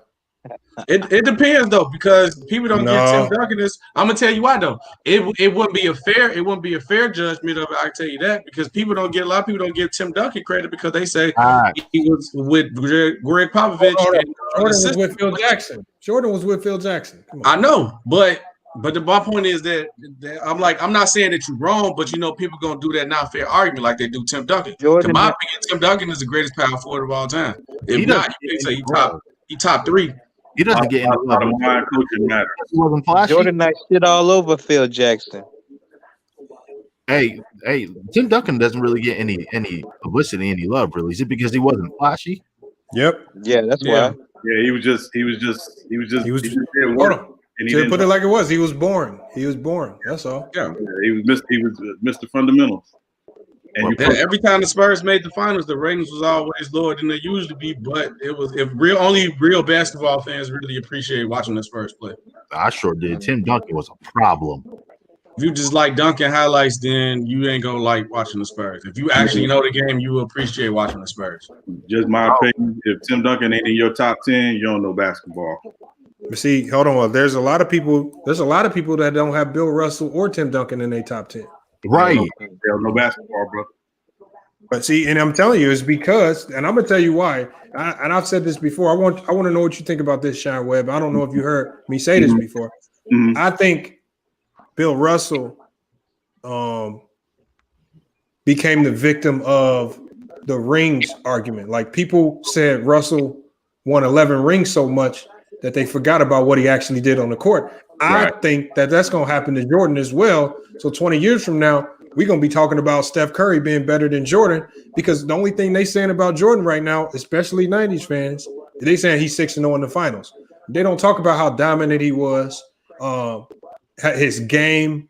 They just talk about 6-0 in the finals. I was like, Jordan, what makes him the GOAT is so much deeper than 6-0 in the finals. The same thing about Bill Russell.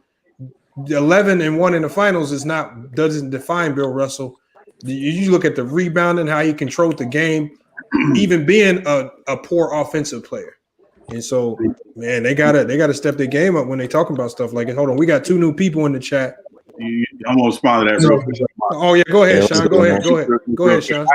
I agree with you. I think the biggest problem, the argument I always have with people is the worst thing you can do is take a team accomplishment and make that the individual, how you judge an individual in the end. It's a team accomplishment. It's not tennis. It's not boxing. It ain't golf. It's a team accomplishment. Robert Horry got 7 rings. Kobe got 5. Nobody in their right mind would say Robert Horry was better than Kobe. Rings should not be the end all be all. And we have to start, if we're talking about guys, look at what they did individually. The Celtics were not that good before Bill Russell got there. He came there, became what they needed defensively, rebounding.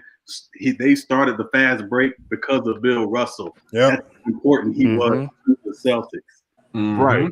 And people use, hit Bill Russell's era against him. It's like, wait a second, he wasn't in a competition committee. He wasn't in charge of who he played against. But he's not. It was he can't help it. It was a less when you're born. Right. It was a less depleted league in Billy era than the damn 90s. They wasn't even ready for all the teams they had. At least they didn't have to pick from the pool of talent as much as, you know what I'm saying. Them in the 90s, they got G League teams in the NBA. Man, come on, man. Yeah. And the Bulls won 72 games the year after the league added 2 expansion teams on top of the 4 they already had. Man, that's a fake 72, man. Come on, man. Yeah, but that's why I said that you can't hurt anybody accomplishments of what they had to do with the play with. Like I said, like with the 3-point line movement, you can't hurt Bill Russell because there's only like 10 teams in the league. You play who you got to play, and you play how the game is, the rules are set up. And if you dominate how it is, that's how it is. But see, that's why I don't like talking about the competition they play against. Remember, we started getting it earlier. I just like talking about what did you do on the court. And again, at the end of the day, basketball is basketball. Defense and what Bill Russell was doing, if you know anything about basketball, defense is the hardest thing to consistently do on the court because you have to give effort. It's hard. It drains you, and you don't get no credit for it. It don't show up on those stat sheets. So you can't glorify it really. So that's one of the, that's why it's so hard to do. And rebounding is ugly. Nobody care about the guy who rebounds. They care about the guy who dunks it after the rebound on the fast break. So Bill Russell did 2 of the ugliest things. And now all of a sudden, but those at the same time, those are the 2 most important things you can do on a basketball court is rebound and play D. And they praised Rodman for it. They kind of did, but you remember, y'all saw the video I just dropped where Ticket said Rodman was a bum and couldn't play D. I said, what the hell is you talking about? Nobody wanted it. He didn't say that, did he? Hold on. It's on the video. It's weird. Yeah. I said, man, that got to be the worst basketball take of all time. I said I had to make a video. I honestly don't see why people shit on Bill Russell's era. I mean, if you go back and look at the people that was in that era, the majority of them dudes is Hall of Famers. Just not only on his team, but like Nate Thurman. You had Rick Barry. You had Wilt, of course. Gail Goldrich, like Oscar Robinson, Jerry Lucas, who a lot of people don't even know about. Like, it was so many dudes in that era. Like, mostly all of them teams had Hall of Famers. Like, you know what I'm saying? Bob had it at one point. Like, the majority of them teams was loaded with Hall of Famers. Paul Arzine, like, it was a lot of teams with a lot of fucking Hall of Famers on them, even though it was an 18 league. you still have multiple Hall of Famers on every single team because it wasn't as stretched out. Now, when you added those expansion teams, that kind of watered the league down some. Like, you had to have a competitive team back in that era.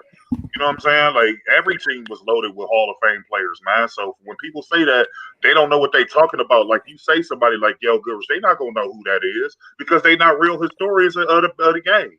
Bro, they only go off of what ESPN tell them and all that stuff. Like, these people don't take the time to research shit. That's why people like Mike, like Goat Mike and all them dudes, like it's necessary to have people like that in here because there's a lot of young kids that with that same mentality, and you got to flame them up and make them look bad so that for them to go back and do some knowledge. Like, you kicked him out of the chat, he's still in the comment section talking about he'd take Lonzo Ball over Russell Westbrook. Like, this dude just slipped and bumped his fucking head. Hey man, tell 617 man that Phil Jackson won 2 chips before he taught MJ how to win, man. Tell him that. My question is him. I mean, he probably believe and y'all can ask this question too in the panel. So he probably believed that the Rockets won that trade. I mean, he believed the Rockets won that trade. Well, yeah, because he don't like Russell Westbrook. He don't like Russ, so of course he gonna feel like they won the trade. You know what I'm saying? Really, the Wizards won the trade. When we talk. Hey, can I say something quickly on this though? More impactful. Yeah. We haven't seen John Wall play in 2 years. Like, when you talk about Go Mike, this is the man who said he beat LeBron 1-on-1. Come on. So we got to start from there. With everything he says after that, you have to look at it. You have to look at it with a side eye. So this dude said Kevin Knox shoots better than Russell. Did Kevin Knox that shoots like 33%? Yeah, Kevin Knox shoots 32% from the 3-point line. Yeah. That's the one he just said shoot better. Like, come on, man. Like, listen to this nonsense, man. Let's go, Mike, for you. Hold on. He said, hold on. Go, Mike. Why won't you play me?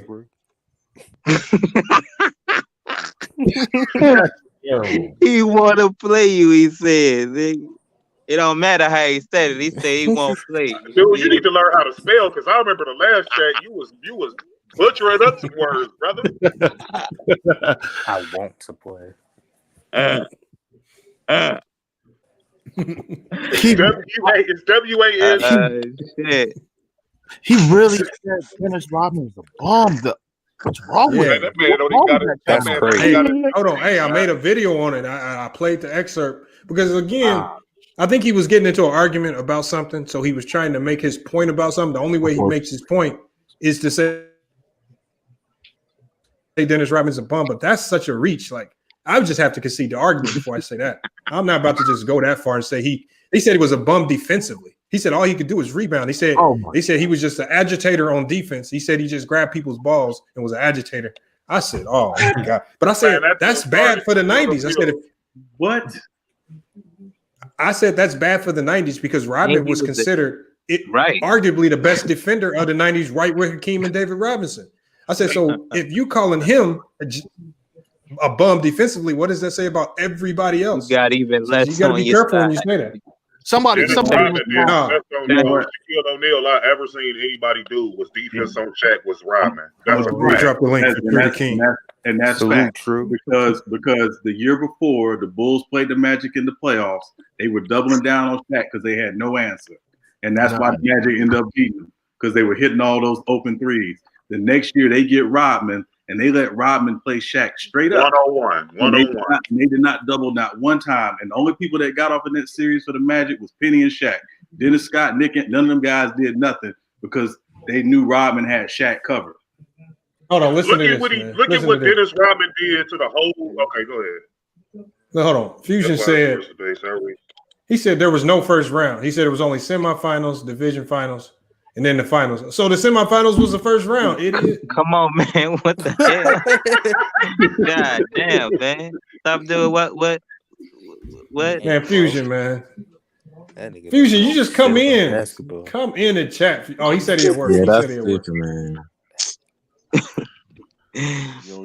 Yeah, I gotta admit, though, I disagree. Caught up with the semantics, man. Salute. Look at if y'all can go back and watch that Seattle Supersonics finals 1996 and watch how Rodman wreaked havoc over that whole finals. Yeah. Nah, arguably, they said arguably could have won NBA Finals MVP. You go back and watch. I got it on 97. VHS, dude. I got the whole series. I got that one, the Lakers one, and I got the Phoenix Suns was all on VHS. Like this dude literally was fouling all of the Seattle team out. Like they couldn't even stay in the game. And he grabbed 11 offensive rebounds 2 times in that series. You know how hard that is just to do that once? This dude did it twice in the same series. Facts. Hey, go ahead, Levi. I know you was trying to get something in. Go ahead. You got to unmute yourself, Levi. Yeah, it was good. Okay, good. What's good, man? It's good, bro. Yeah, it was good. So y'all are talking about also Westbrook and that he might dominate in the 90s. I disagree. But the thing is, I disagree to an extent. The reason why I say to an extent, so Westbrook would still be a great player in the 90s. With any great player in any generation of basketball, in my opinion, you would resonate to being a substantial player in any generation, in my opinion. But when we're talking about Russell Westbrook in particular, to say that he would dominate the 90s, in my opinion, is a stretch. Because there's people like, for example, Hakeem Olajuwon would exist. I don't think he would dominate over Hakeem Olajuwon. And for the well, we didn't say he would be better than Hakeem. Right. Yeah, the thing is, you're but saying Levi, all I said was dominate. this. Just because I want you to think about it from this perspective. I was thinking about if you take away John Starks from the Knicks and you plug in Russell Westbrook and now match up the Bulls against him, do you think the Bulls win all of those matchups? No. If you're talking about matchup, yeah, sure. But that's what I'm saying is I'm saying there was nobody in the 90s comparable to a guy like Russell Westbrook. If you plug him on any competitive team, like let's say you take Jeff Hornacek off that Utah team and you put Russell Westbrook in, I guarantee you Utah wins one of those. See, that's why I said to an extent. That's the reason why I said I agree with the point to an extent. As in my personal opinion, when it comes to the point guard position in the 90s, my personal opinion, Russell Westbrook would dominate the point guard position. And in my opinion, I don't really think it's a debate. If he would dominate the shooting guard position in the 90s. He won me, but here's the thing about Westbrook. I don't know. He wouldn't play point guard in the 90s. He would play shooting guard. He would play shooting guard in the 90s, one. He would shooting dominate that position. I'll debate that. I think he would because if you remember, before Russell Westbrook was drafted into the league, he was playing shooting guard. It was only until he came into the league that he had to transfer his role and play point guard because that's what the Oklahoma City Thunder wanted him. So he probably would be playing shooting guard position. So if you're talking about him dominating the shooting guard position, I think he'd be top tier in the league in the 90s when it comes to the shooting guard position. But if we're talking about the 90s in general and we start deviating away from just his respective position, I have to disagree. I don't think he would dominate the 90s, but his respective position, he would. Why do you think he wouldn't dominate? Because Hakeem Olajuwon exists. Hold on. What does that got to do with the shooting guard position? Hakeem Olajuwon wasn't playing shooting I'm not guard. talking about – see, that's the thing what I'm saying. What I'm saying is he would dominate his respective position, but his respective position isn't every position on the court. If you're talking about dominating the 90s, then you're talking about dominating the league in the decade. I don't think he would dominate the league. Okay, so let me tell you this, Levi. And tell me the only other player in the 90s who had a similar game to Russell Westbrook. Tell me one player that you could compare to Russell Westbrook. Well, I don't understand that argument. So what I'm saying is Jordan said, I look back on Russell Westbrook 30 years ago, and Jordan said that was me. So what I'm saying is this. Russell Westbrook, there was nobody like him in the league other than Jordan. And if Jordan was the only other person playing like that, why wouldn't Russell Westbrook have success? Westbrook would never be the second best shooting guard in the 90s. Russell Westbrook would definitely be top 10 in the league. I think Russell Westbrook would easily be a top 5 in the 90s. In my opinion, they're not dominating the 90s. Yeah, can I ask a question just for sake of argument? I think the reason why we say Westbrook would dominate at the 2 in the 90s is because the gap between Jordan and the other shooting the guards in the 90s was pretty wide. So thank you. Come on. So I think it is feasible to assume that Westbrook would be, because of the gap between Jordan and the other shooting guards in the 90s, that he would. So are you talking about his respective position then? He would dominate his we talking about success. I mean, to dominate, we're talking about the success. Like, I mean, I'd be like, damn neck. Like John, like. But so Westbrook isn't a winner though. He isn't a winner. I mean, there was a bunch of dudes that was non-winners in the 90s. Man, you had dudes like Bimbo Coles and fucking Cherokee Parks in the 90s. I mean, John Stockton dominated 90s to a degree. You know what I mean? John Stockton did. I mean, that's what we mean by dominant. That's what we mean by dominant. Right. You know what I mean? When you sit there, you a Hall of Fame. To be honest, I think we hold players, man, but I mean, different opinions on what domination means. In my opinion, domination is how much you're winning, in my opinion, when it comes to domination. Hold on, Levi. If you go that direction, and I've already been down that direction, 90s fans don't want to have that conversation because a lot of guys didn't win because of Michael Jordan. Exactly. So again, we can't go down that road because it's just going to end up with you saying, we didn't win because of Jordan. So now just stick to talking about individual skill sets. I ain't saying that. No, because I ain't saying that. If you talk about winning, Jordan's. If you're talking about individual skill set, I already said, if you're talking about his respective position, in my opinion, he would dominate. He would dominate the point guard position, and he would dominate the shooting guard position. And then, so that's why I talk about if you pluck somebody from that team and you plug in Russell Westbrook, how much better would that team be? When you're talking about teams that Jordan played against. You know, like say you take off Detlef Shrimp. Like remove Detlef Shrimp and put in, or remove Hershey Hawkins and plug in Russell Westbrook.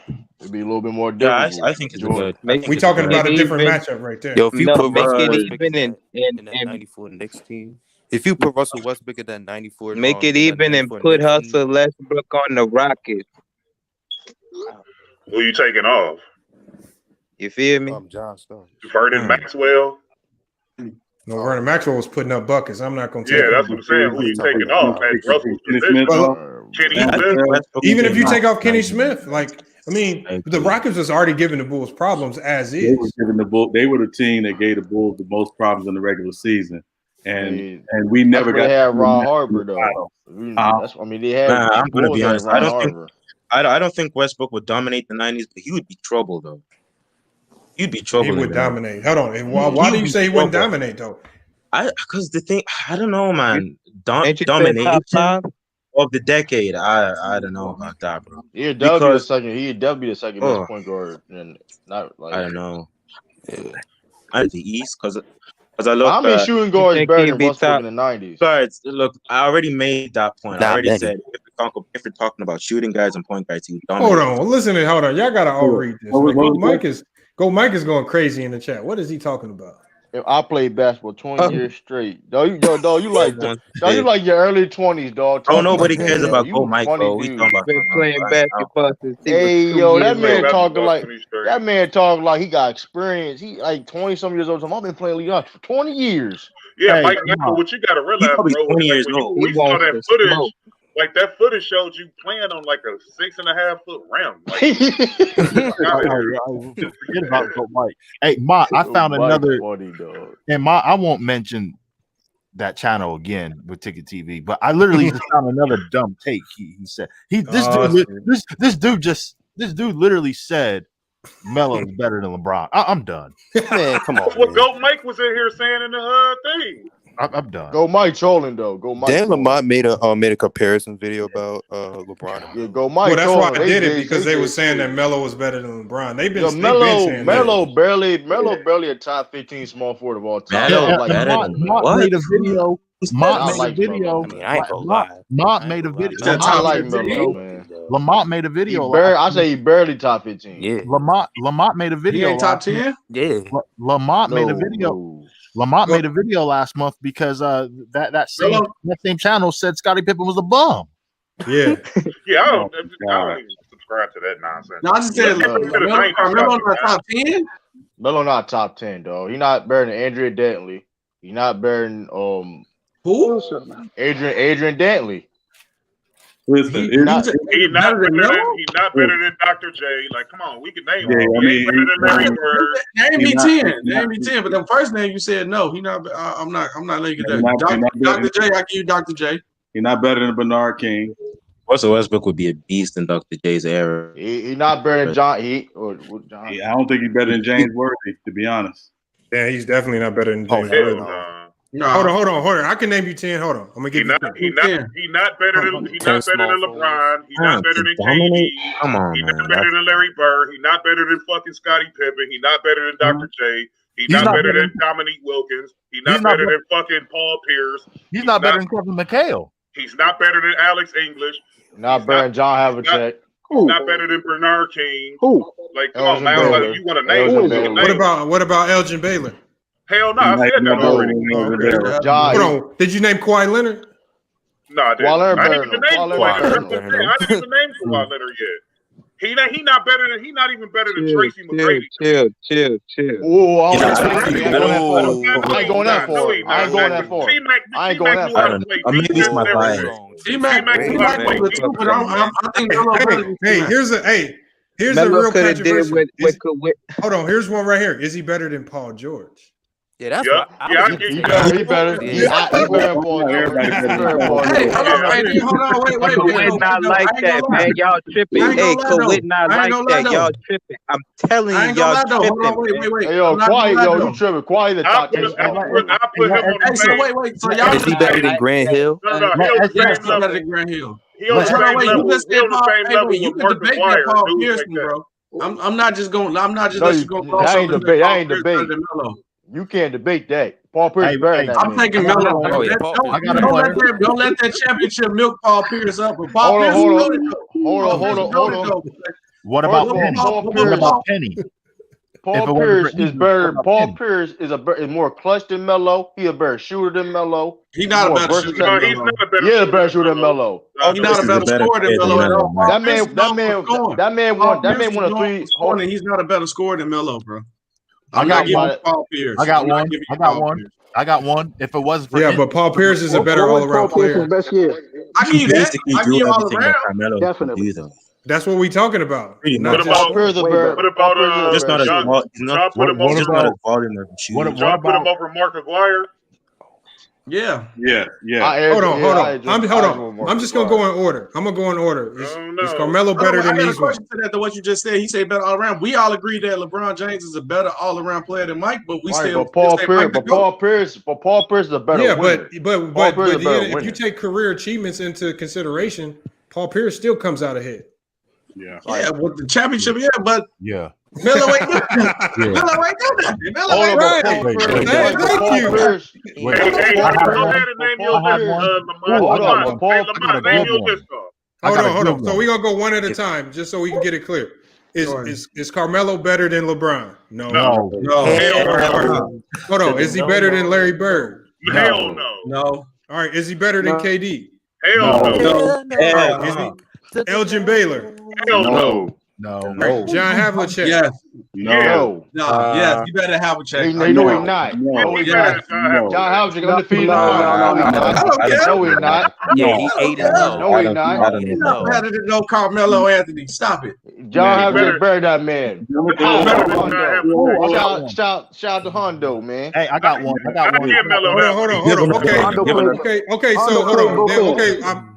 Okay, we go to Dr. J. No. Scottie Pippen. No. Leonard. No. Rick Barry. No. Yes. Very not. He a legend, but I ain't going. Yes. All right, hold on. I gotta say yes.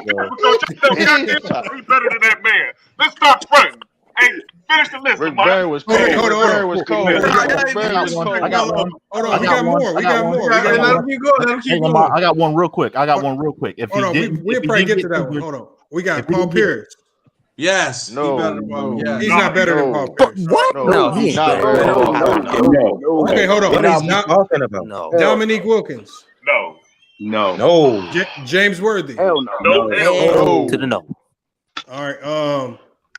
Give Alex Melo English. number 9, dude. No, we're not. You said Alex English. All right. What about Chris Mullin? Yeah, he better than Chris. He better Chris. He better. Okay, I give him better than Chris. I got one. What about Grant Hill? Yes. Yeah, He better. Grant Hill. Grant Hill ain't do nothing either. Grant Hill ain't do nothing either. I got one. Hold on, go ahead. Hey, I got one real quick. If it wasn't for injuries, since you already mentioned Grant Hill, Penny in his prime, I would say no. Penny a point guard. Penny a point guard. Penny a point guard. He a point guard. He's not a small forward. Never mind. The Grant Hill argument. Okay, that's fine. That's fair. Now let's go to the Grant Hill argument, man, because people don't realize how good he was in the 90s, dude.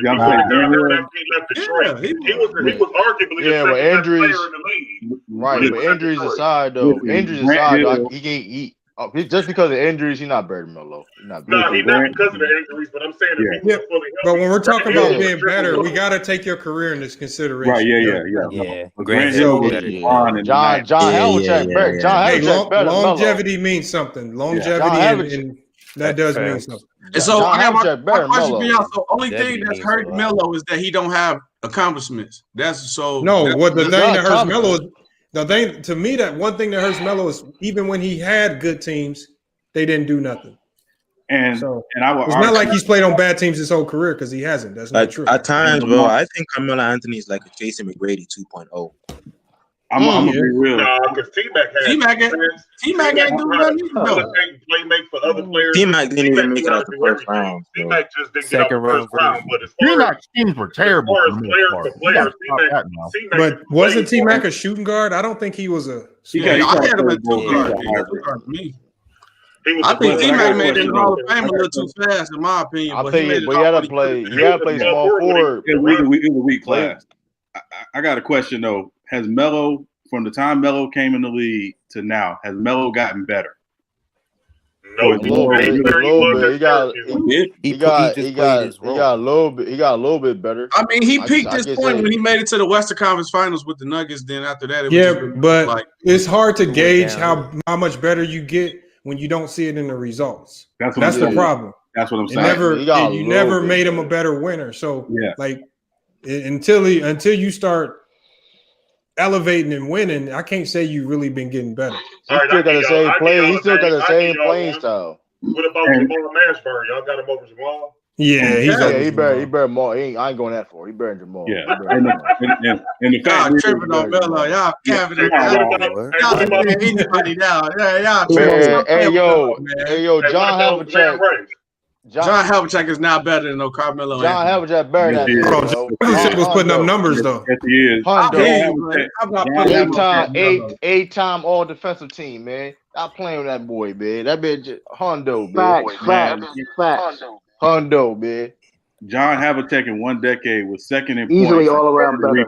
Look, John Havlicek, he had one of the Finals MVP, 13-time All-Star. 11-time All NBA, 8-time All Defensive. The nigga went 8. I didn't say he ain't accomplished more than Melo. I just he did it on both ends of the court. Hey, if you do it on both ends of the court, you automatically got to go above Melo. Havlicek was the truth, man. Get off Melo, man. That boy was clutch, man. And John Havlicek was clutch, man. And he was clutch, man. Y'all disrespect Havlicek. He had one of the greatest steals of all time, man. Havlicek couldn't stop One Melo. dude in here that put Melo over Havlicek. It was a damn near unanimous that Havlicek is better than Carmelo Anthony. Long 2-point shooting ass. Easily. All that nigga do is shoot long ass 2-pointers. Put some respect on Melo. That's all I'm saying. No, we respect it. He said Jamal Mashburn. That's the I already knew. I know that. I was just saying. Hey, Melo's another one of them players like Russ. You drop him in the 90s, he gonna give some problems. We might as well talk about Jason Tatum gonna be better than Melo, man. Let's be real, man. Come on, let's talk about it, man. He might be on the same path to being Melo. Don't. That's disrespectful though. That's gonna be disrespectful. No, Tatum gonna be decent. That's funny to compare that man coming out of college though. That's what about Adrian Dantley? Y'all put him ahead of Melo? Dantley better than Melo. No, he ain't better than Melo. Adrian Dantley's better. Hold on. Dantley's better than Melo. You better go. We gotta go back. Dantley was a bucket, man. Hey, I know this player wasn't a small forward. He's more like a point guard than a shooting guard. But hey, there's one player who's really, really underrated. Joe Dumars. Joe Dumars was a defensive player, though. He wasn't. Look at Ricky Wiley. Look at Ricky Wiley. Look what he said. He said, "We doing the Melo what Ticket do to us." We just no, we not. Melo. Hold up. Melo is the first. Hold up.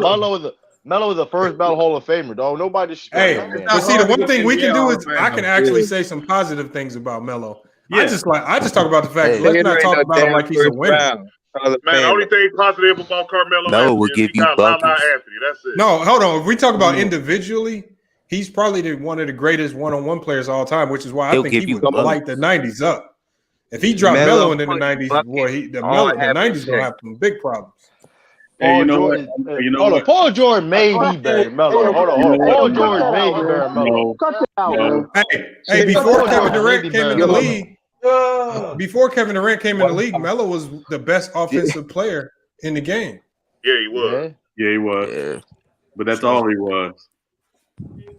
Yeah, this dude crazy. He rounded it up perfectly. He was, but that was all he was. But like Melo was really good at sucking up the team's cap money, though. He was real good at that. Yeah, he can give you buckets, but he ain't. What could the offensive team? Nothing. That man wore a fucking I'm not mad at him for doing that either. At the negotiation table. Shit. That man said Robert Hughes. Hold on. I hate when people say that about Melo because you said Melo be taking up the team's money, but y'all, everybody fought LeBron for leaving and making the super team, but Melo did try to stay in New York, even though it wasn't for the money. But he said he wanted to lead the team, so that's not fair to argue that for Melo, bro. He tried to do it. Nobody criticized LeBron, but y'all fought LeBron for. He tried to do that, so praise Melo. But for real, and I'm not even a Melo fan. I'm saying the mistake Melo made was demanding a trade to New York because New York had to give up all their assets to get him. That's true, and that was the mistake. He went to the Knicks way too early. If he had waited to the offseason and gone as a free agent, they would have had the assets to trade to get Paul. Oh shit! I have a topic for you guys. How about the 2000s? The top 5 most underrated players in the 2000s. I'll go first. Top Brandon 5 Roy. underrated. Top 5 underrated. 1 second before you do that. Before you do that, go Mike. If we had to go look up Robert Hughes, why would he be this great dude? Wouldn't we already know? It's some real knowledge up here on this panel. Like, you bugging, homie. You got a 6-foot fucking rim in your driveway. Nobody care about what you talking about. Hey, brother, forget about him.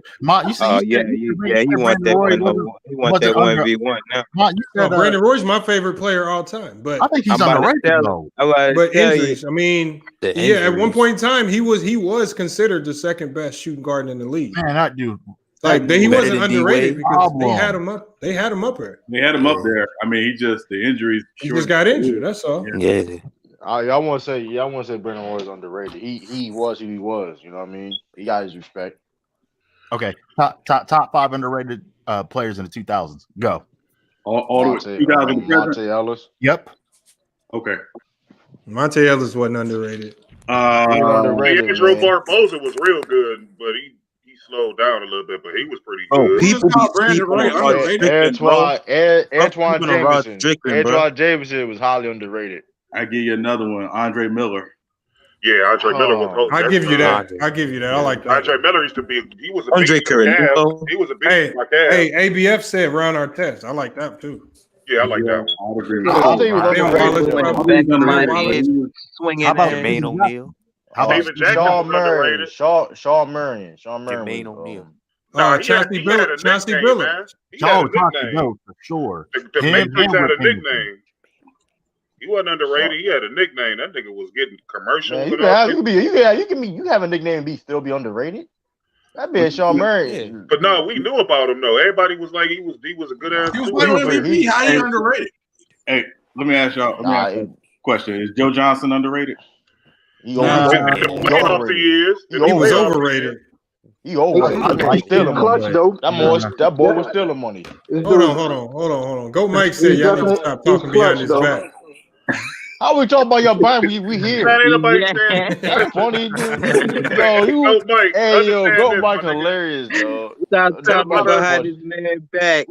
We said a lot of mean things that was necessary tonight.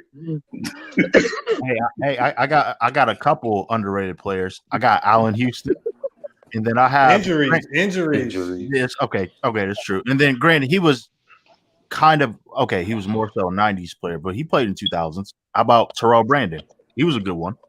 He was decent, man. He was decent. He got drafted by my Cavs. Yeah, he was decent. Shit. Bobby Sawyer was decent when he first came in. That motherfucker turned out to be a fucking bum. Well, I know a big man who was underrated in the 80s and the 90s. Granted, he was tier 2, but can I give a name? Brad Daugherty was a problem. That's where he was. He was, man. He was a problem. I think Lamar Odom though. Rob Williams was a problem too, but you know what I'm saying? He made an All-Star game, I think. Larry Nance was decent. Like the Cavs had some decent teams. Like we used to always beat the Bulls in the regular season. That's back when you had to play the teams in your division 6 times. Mm-hmm. So we would like the year that the year that Jordan hit that shot over Elo, we beat them 6 times that year, all 6 times. And then Jordan ended up hitting that buzzer beater over Craig Elo and wiped us out of there. But I bet, brother, I bet you pissed off. I bet you pissed off when the Cavs traded Ron Harper for Danny Ferry. Oh yeah, we was hitting Daddy Ferry with glass bottles when he came in and tried to do that press conference. Like, who the fuck is this guy? This nigga look like a used car salesman. He gave us this used car salesman for fucking our version of Michael Jordan. People forget how good Ron Harper was, bro. Hey, but then y'all messed around and got the Jordan stopper, Gerald Wilkins. Man, that dude was awful. That nigga was fucking awful. Cooked him. That was one of the worst trades in NBA history. That was terrible. Yeah, it was. We just had one. Don't get me started. He is not lying. Wow. Why would you trade for John Wall? Like you traded for a downgraded Russell Westbrook. That's what I'm saying. Right. John Wall. He made sure the beard and about to get up out of there. He was disgruntled, man. He didn't want to be there. And I mean, with the money, you had to trade something with the money because everybody keep hollering this Knicks shit, but the Knicks didn't have nothing to offer. They did have an offer. They didn't want to give it up. Who? RJ Barrett? The Knicks. They had people to give up. The Knicks was like, why are we gonna mortgage all of this? Because the Knicks, you got to remember, the Knicks have been through this once before. They mortgaged everything for Carmelo. Yeah. And it didn't work. Nope. They trying to soak up everything they can. So in a sense, that was kind of a smart move. They want them picks. The Knicks don't want to give them picks. It don't matter. The Knicks are still going to blow it. Them picks. The Knicks. The only way the Knicks get better is through the draft or just extremely overpaying players. Like they should have went and overpaid for Gordon Hayward. No, they gonna have to rig the draft. Why would they do that? I feel bad that the Hornets did that. Why they pay? Because the first thing I said was because one thing at least it shows other free agents. Well, at least they're willing to give me the money. So I mean, you got to set the precedent somewhere. That was underrated dude in the 2000s. So you think that somebody gonna go sign to Charlotte because Gordon Hayward signed to Charlotte? Maybe so. Hold on. Gordon Hayward is still one of the best small forwards in the game. We can't do that.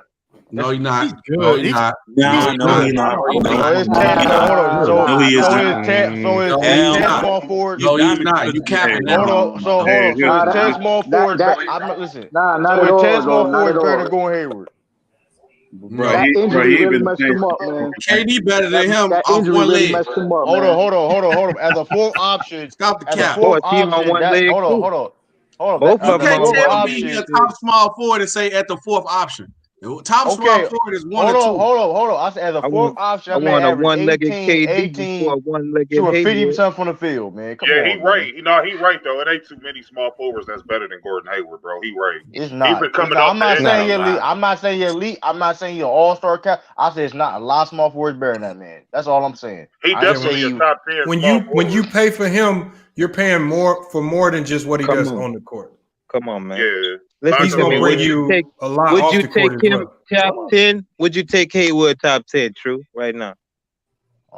Would you put him on your team top 10? He like literally the blow inside. Would you give him the money Charlotte just gave him?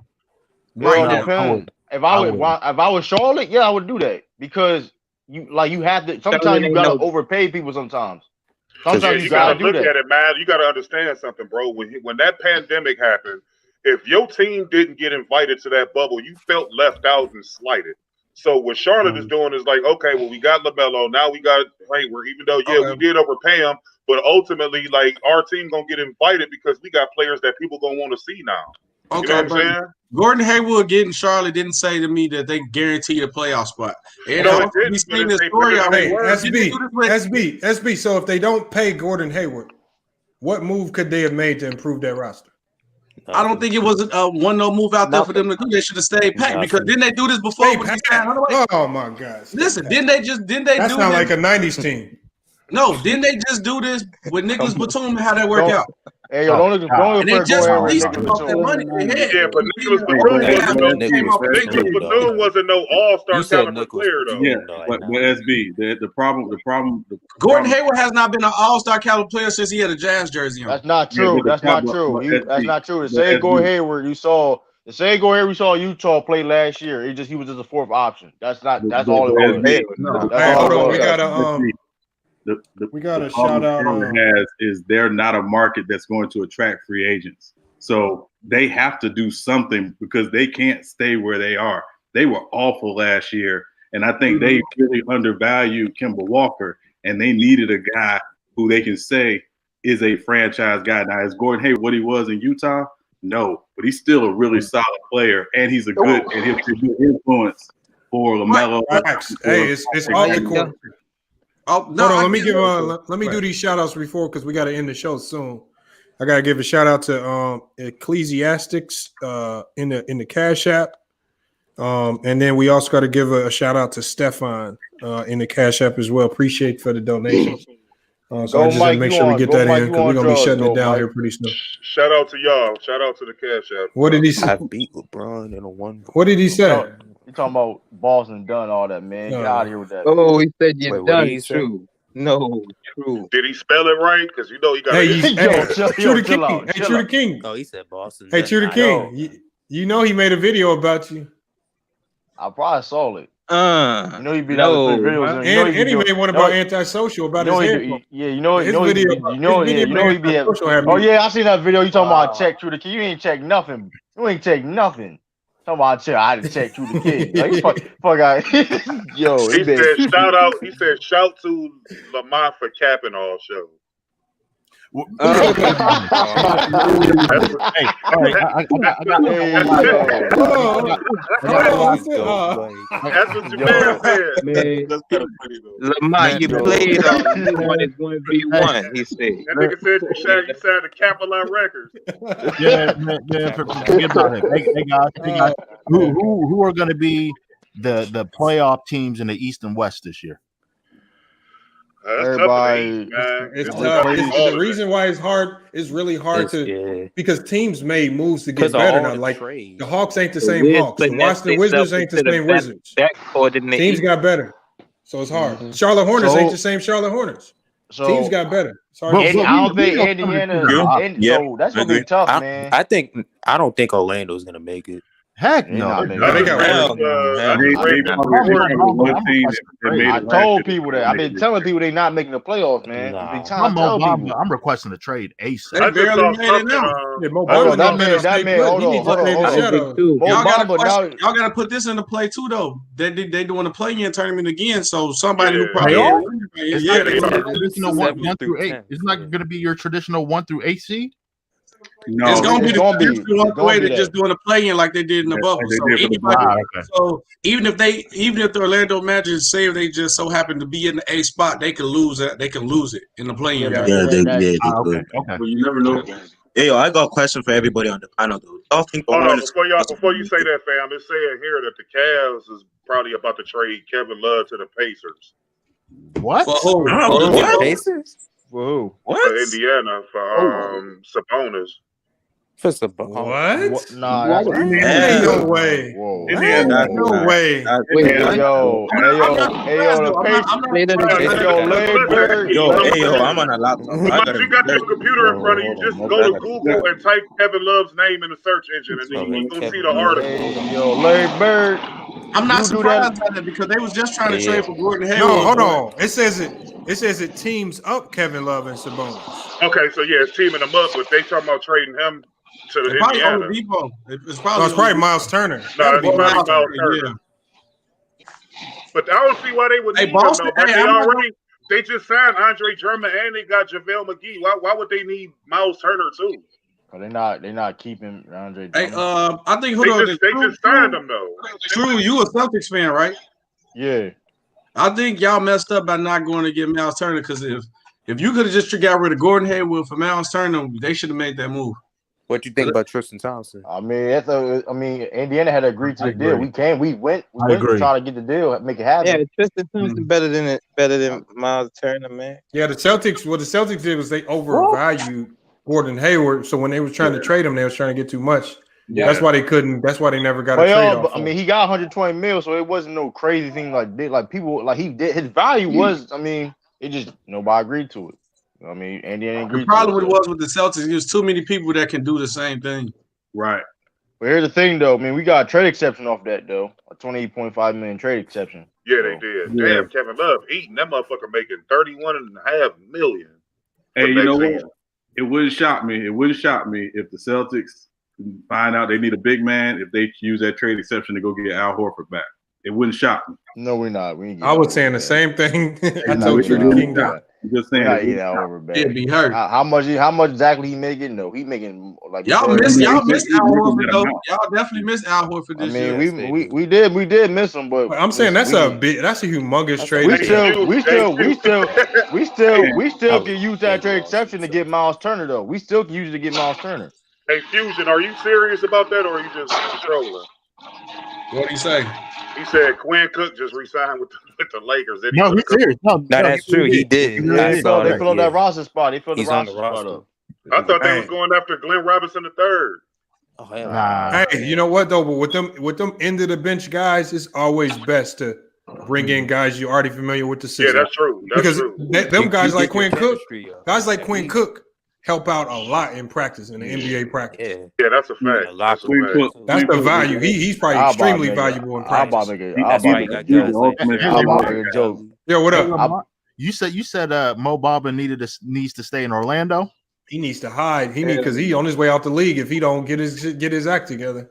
Why? What happened to Gordon? Aaron Gordon, dude. That dude fell off the fucking. No, he didn't. He was hooping last year. Yeah, I mean, Aaron Gordon is who he is, though. He had a great year last year up until the pandemic. He was hooping. He get overshadowed by Vucevic.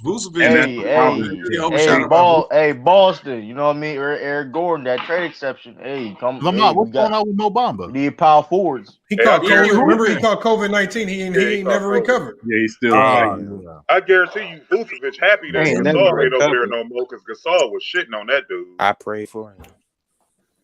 I guarantee he excited. He ain't in no Eastern Conference. Hey, who's your predictions to win it all? Before we got about 8 minutes left. Who's your predictions to win it all next year? Lakers. I need some locked in final predictions. I got the Lakers and I got I'm gonna go with the Sixers. I don't think Brooklyn gonna make it because I think Kyrie gonna get Philly's hurt. actually my sleeper. Okay. With me, I'm gonna go. That's who I'm going with. I'm gonna go best. The safest pick if I was a betting man, I'm gonna go to Lakers. Because the Clippers, until they get a point guard, I'm not worried about them. Everybody else around the board got question marks. Lakers is the only team you could go into the season where you know what you gotta go get it without a question mark. Everybody else got a question mark. Wizards, we don't know how they gonna play. Clippers don't got a point guard. Hold on, fam. You just showed the Lakers and the Clippers. Who you a fan of?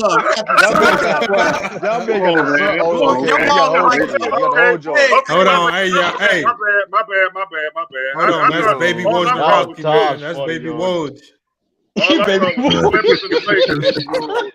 Baby Woj. Hey, boy, your ball is like a little old Jackie with all the tees on there. Used to wear the Dipset videos. Hey, Hey, that's tight though. I fuck with that. I all I saw was the Lakers in the fucking. I love that. Yo, that was funny though. I got the Lakers beating the Celtics. No, I got the Lakers beating the Sixers in 6. Yeah, I agree. That first decision was right. Taj Mason, put your email in the private chat. Matter of fact, Hey, Truth just wants somebody to say Boston. Them niggas ain't about to get you. Right. Hey, listen. As a bias, all jokes aside, don't be surprised if Boston makes the finals. Don't be surprised. But who gonna win it? That's just being a basketball. Hey, this gotta be the best. This gotta be the best line of the day. This gotta be the line of the day. Zone 6 trap guy, man. His wall look like ticket hat predictions. Wow. Yo. How many hats that nigga got, bro? That's crazy, dog. Oh, come on, man. Oh man, these are hats. Oh man. Yeah. But hey, y'all, I'm about to drop this track too. I had one of my subscribers make a track about him, man. It's funny. It's a remix to Mask Off, but it's called Hat Off. Oh man. Oh my god. Oh, boy, god. Wait till y'all hear this. Vacuum. Your man said the Sixers ain't making the Sixers not making it. Depending on who they play, they might not get out the first round. I don't trust the 76ers. Boston's underdogs, man. Too many. Okay, you got to worry about Joel Embiid making it through the season, getting hurt, but whatever. Everybody get a chance to get hurt. Ben Simmons is still not developed, no jump shots. You hoping the pieces gonna work with the new guys with the shooting, but I don't see it. I don't trust them. I see the talent, but it's still the same. I don't see no improvement from the team. It's still the same size. They got moved to Tobias Harris. They got moved to Tobias Harris to reach their full potential. In my opinion, no, they don't. I'm gonna tell you why though. I'm gonna tell you why. Ben Simmons got to play that power forward position. Tobias can't play. He's not Tobias. Yes, he do. Yes, he do. No, he don't. Yes, he do. Ben Simmons a power forward. He's a point guard. No, he's Hey, I'm not saying. True to King. We gonna bet that first matchup, Celtics Sixers. Listen, it's gonna be a dub. Listen, listen. The half court set. Listen, Lamont, that's a bad bet, man. That's stealing candy from my baby. Listen, the half court set. In the playoffs, you gotta be good in the half court set. You know that. So if he don't if he refuses to shoot, he gonna have that 1 point again. We forget. Y'all forget that man had 1 point in the playoff game.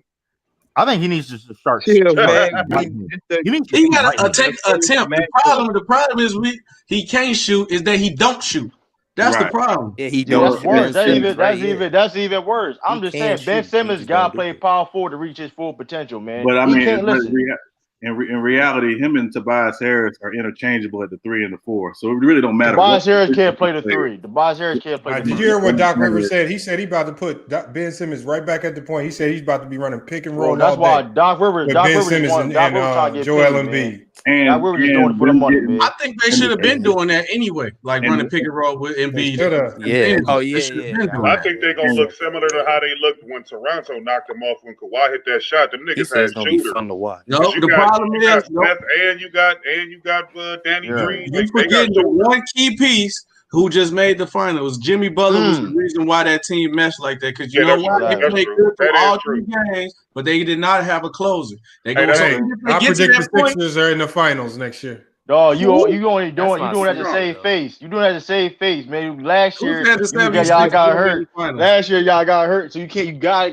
I respect it, but you got. I'll put any type of money 76 won't make it to the finals. They're not even the best in their division, man. Come on, they third best team in the division, Atlantic division. Come on, man. Come on, man.